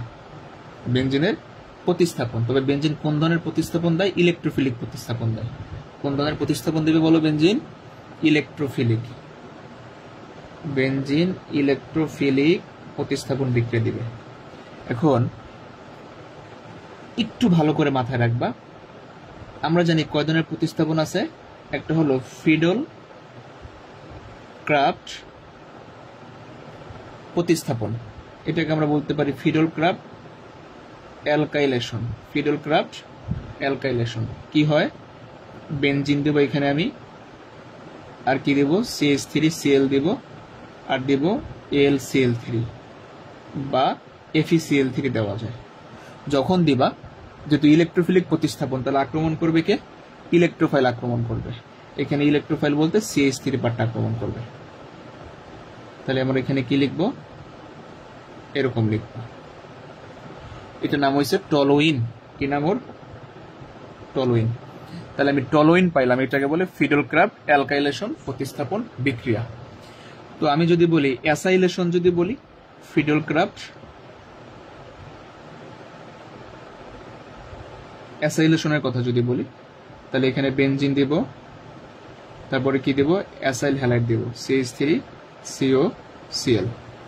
সেম কাজ, এখানে তুমি অ্যালুমিনিয়াম ক্লোরাইড দিতে পারো অথবা FeCl3 দিতে পারো। তাহলে এখানে কে যুক্ত হবে, এই CH3CO পার্টটা যুক্ত হবে, এটা হলো ইলেকট্রোফাইল। তাহলে এখানে অ্যান্সার কি হবে, এই হলো বেনজিন, আর এখানে হবে COCH3। এই গেল ফিডল ক্রাফট অ্যালকাইলেশন, এটা হলো ফিডল ক্রাফট অ্যাসাইলেশন। আর একটা আছে নাইট্রেশন বিক্রিয়া, কিন্তু বেনজিনের নাইট্রেশন বিক্রিয়া, নাইট্রেশন এটা কিন্তু গুরুত্বপূর্ণ বিক্রিয়া, বেনজিনের নাইট্রেশন বিক্রিয়া। তাহলে এই দিলাম বেনজিন, এখানে কি দিবা নাইট্রিক অ্যাসিড দিবা আর দিবা সালফুরিক অ্যাসিড, তাপমাত্রা থাকে 60 মতো, তাই না? তাহলে এখানে কোন পার্টটা আসবে? NO2 পার্ট আসবে। এই দুইটা মিলে কি আসবে বলো? NO2 প্লাস আসবে। তাহলে এখানে আনসার হবে কি? বেনজিনের মাথায় NO2। এটা হলো নাইট্রেশন বিক্রিয়া। তারপরে আরেকটা আছে, এটা আমরা জানি হ্যালোজিনেশন। এটা ক্লোরিনেশন হইতে পারে, ব্রোমিনেশন হইতে পারে। তাহলে এই দিলাম আমি বেনজিন, এই ধরো দিলাম Cl2, এখানে দিলাম FeCl3। এর সাধারণত কক্ষ তাপমাত্রায় ঘটে। তাহলে এখানে কি আসবে? Cl অথবা Br আসবে। এই হলো আমার বেনজিনের কয় ধরনের বিক্রিয়া, টোটাল বিক্রিয়াগুলো আমার চলে আসলো। এটা বলে সিঙ্গেল প্রতিস্থাপন বিক্রিয়া। এরপরে আছে আমরা জানি ডাবল প্রতিস্থাপন বিক্রিয়া আছে, তো সেগুলোকে আমরা বলি অর্থপ্যারা বিক্রিয়া, অর্থপ্যারা মেটা নির্দেশক বিক্রিয়া বলি সেগুলোর আমরা। ওকে, ওগুলোর বলি আমরা অর্থপ্যারা মেটা নির্দেশক বিক্রিয়া। এগুলো বুঝছি কিনা বলো একটু? এগুলো কিন্তু আমরা অনেক পড়েছি, এগুলো পেজে আছে, একটু দেখলে পাবা।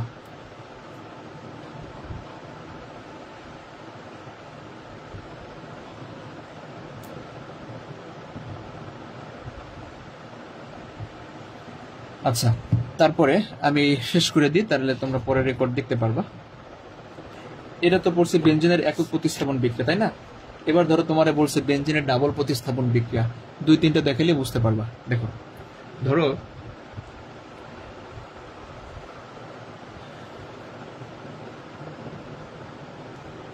এখানে মেটা গ্রুপ আছে, কোন মেটা গ্রুপ। এখন মেটা গ্রুপ বলতে কারে বুঝি স্যার আমরা? নাইট্রোমূলক আছে, অথবা তোমার কি আছে CHO আছে, অথবা COOH আছে, অথবা সায়ানাইড আছে, এগুলো হচ্ছে মেটা গ্রুপ।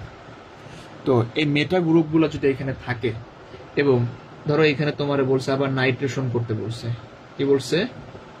নাইট্রেশন।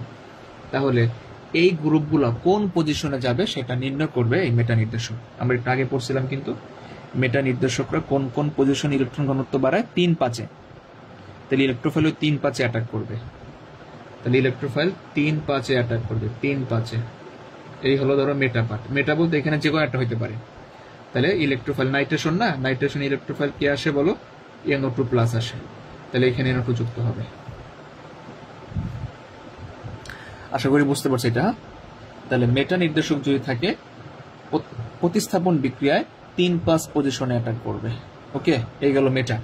এবার আমি যদি বলি কোনো অর্থপ্যারা গ্রুপ যদি থাকে, অর্থপ্যারা, অর্থপ্যারা বলতে কাদের বুঝি? ধরো CH3 আছে, অথবা Cl আছে, অথবা OH আছে, অথবা NH2 আছে, এগুলো অর্থপ্যারা। ধরো বলছে অর্থপ্যারার সাথে তুমি কি করবা? অ্যালকাইলেশন করলা, ফিরল ক্র্যাফট অ্যালকাইলেশন করলা, অ্যালকাইলেশন, অ্যালকাইলেশন করলা। তো অ্যালকাইলেশন করলে ইলেকট্রোফাইল কি আসবে? CH3 প্লাস আসবে, আমরা জানি। তো CH3 প্লাস কই অ্যাটাক করবে? আমরা জানি অর্থপ্যারা নির্দেশক 2-4-6 পজিশনে ইলেকট্রন ঘনত্ব বৃদ্ধি করে, 2-4-6 পজিশনে। তাহলে এই হলো অর্থপ্যারা নির্দেশক, মানে আগে থাকতে যে প্রেজেন্স ছিল এদের মধ্যে যে কোনো একটা থাকতে পারে। তাহলে এইখানে একটা আসবে CH3, আর একটা কই আসবে? প্যারা পজিশনে। প্যারা পজিশন কোনটা? এটা। তাহলে আশা করি আমরা বুঝতে পারছি, এই হলো ডাবল প্রতিস্থাপন। তবে একটা পার্থক্য আছে, ব্যতিক্রম। এটা মাথায় রাখবে, ব্যতিক্রমটাই পরীক্ষায় বেশি আসে। ব্যতিক্রম কি? ব্যতিক্রম হলো NH2। NH2 কিন্তু অর্থপ্যারা নির্দেশক, তাই না? এ লিখে দিচ্ছি আমরা অর্থপ্যারা।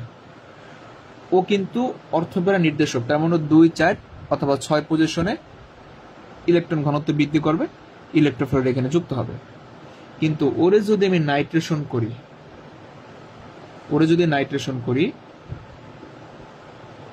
তখন কি হয় দেখো।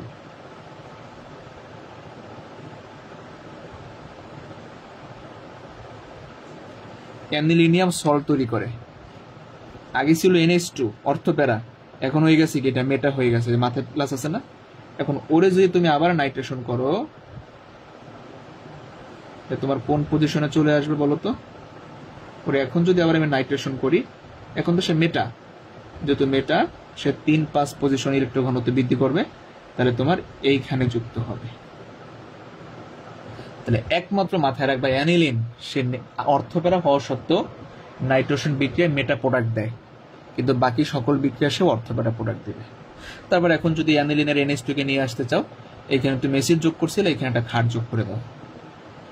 ক্ষার যোগ করে দিলে কি আসবে, এখানে কি হবে NH2 হবে, আর হবে NO2, আর এখানে সোডিয়াম আর নাইট্রেট মিলে কি তৈরি হবে, সোডিয়াম নাইট্রেট, আর একটা পানি তৈরি হবে। আচ্ছা ভাই বলো বুঝছো কিনা? আমরা একেবারে শেষ পর্যায়ে আছি, এটা কি বুঝতে পারছি?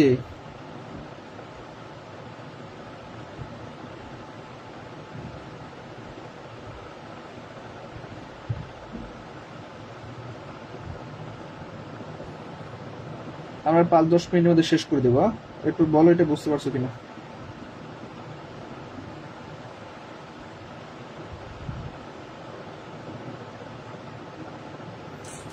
আচ্ছা আবার একটু বলি, মেটা গ্রুপ যদি থাকে এদের প্রতিস্থাপন বিক্রিয়া করলে 3-5 আক্রমণকারী গ্রুপ এসে বসবে, কিন্তু অর্থপ্যারা যদি থাকে তাহলে 2-4-6 জায়গায় বসবে। এই 2-এ বসছে অথবা 4-এ বসছে, 2 আর 6 একই কথা, তুমি এদিক থেকে গুনলে 2, এদিক থেকে গুনলে 6। ওকে, বাট অ্যানিলিনকে যদি আমি নাইট্রেশন করি তখন তুমি শুধু মেটা প্রোডাক্ট পাবা। ইয়েস, মেটা প্রোডাক্ট পাবা। গুড, থ্যাংক ইউ, এটার জন্য আমি জানতে চাইছিলাম। এবার দেখো লাস্ট বিক্রিয়াটা আমি ওজোনীকরণ বিক্রিয়াটা একটু দেখাই দিই। ওজোনীকরণ, এটা গুরুত্বপূর্ণ বিক্রিয়া, ওজোনীকরণ বিক্রিয়া। একটু দেখো, CH3 CH double bond C CH3 CH3। আচ্ছা, এখন এটা ওজোনীকরণ করতে বলছ, তাহলে এখানে তুমি কি দিবা, O3 দিবা, আর এখানে CCl4 দিবা, মনে থাকে যেন ওজন দিবা আর CCl4 দিবা। তাহলে কি হবে স্যার, তাহলে এই যে অক্সিজেন পার্টটা কোথায় যুক্ত হবে, পাই বন্ধন যুক্ত কার্বনে যুক্ত হবে। তাহলে আমি আগে এটার অ্যান্সারটা লিখি, অ্যান্সারটা কি হয় তারপরে তুমি লিখতে পারবা। যদি আমরা MCQ সলভ করতেছি, ওজোনীকরণ করলে এক পাই বন্ধন যুক্ত কার্বনে তুমি অক্সিজেন বসে দাও, তাহলে কি লিখবা, CH3 CH ডাবল বন্ড ও প্লাস, এটার জন্য সেম কাজ করো, ডাবল বন্ড ও CH3 CH3। বলো বুঝছো কেন? এটা একেবারে সিম্পল। যদি কোনো পাই বন্ধন থাকে, ওজোনীকরণ করতে চাও, একটা অক্সিজেন এই কার্বনে বসিয়ে দেবে, একটা অক্সিজেন এই কার্বনে বসিয়ে দেবে। আবার এরকম যদি তোমার এরকম যৌগ দিয়ে যদি বলে অ্যালকিনটা কি ছিল, তাহলে তুমি অক্সিজেন দুইটারে সরাই দিবা, সরাই দিলে মাঝখানে পাই বন্ধন যুক্ত করে দেবা, অ্যালকিনটা চলে আসবে। আশা করি বুঝতে পারছি আমরা, যেহেতু আমি MCQ দেখাইছি এই জন্য MCQ এর মতো করে দেখাইলাম। আচ্ছা, ওজোনীকরণটা বুঝতে পারছো কিনা বলো, ওজোনীকরণটা বুঝতে পারছি কিনা? ফুল যদি করে দিই জিনিসটা দেখো তাহলে কেমন হবে, CH3 CH CH3 CH3, এইখানটা অক্সিজেন দিবে, এইখানটা দিবা, এখানে একটা, এখানে একটা, তারপর এইভাবে ভাঙে, এইভাবে ভাঙে। মানে এখানে কি দিতে হবে, জিঙ্ক দিবা আর পানি দিবা। আচ্ছা, ওজোনীকরণটা কি বুঝতে পারছো? শেষ করে দেবো, মাথা ব্যথা করতেছে। বুঝতে পারলে বলো, একটু বুঝতে পারলে ইয়েস লেখো, না বুঝতে পারলে তাও লেখো, তাহলে আমি আরেকবার দেখাই দেবো ওজোনীকরণটা।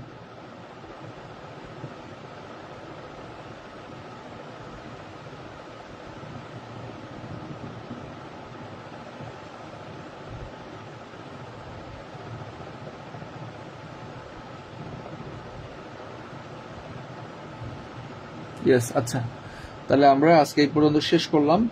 তোমাদের কাজ কি? তোমাদের কাজ হলো যেগুলো পড়াইছি না এগুলো তো পারবাই। এখন তোমরা টেস্ট পেপারের আর হাজারিনাগের বইটা নিবা, হাজারিনাগের বইয়ের MCQ গুলো সব শেষ করবা, দেখবে এখন পারতেছো কিনা, এবং টেস্ট পেপারের বোর্ড কোশ্চেন গুলো পড়বা, দেখো পারতেছো কিনা।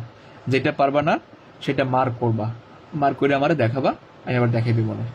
তারপর এখানে আজকে শেষ হয় নাই, কিছু পার্ট বাকি রয়ে গেছে, সমানতা পার্ট আছে আর কিছু সব তো দেখো সম্ভব না, কারণ জৈব যৌগ তুমি A to Z না পড়ে তো সব কমন ফলাইতে পারবে না। তারপর আমি চেষ্টা করছি যতদূর সম্ভব যা দেখাইছি।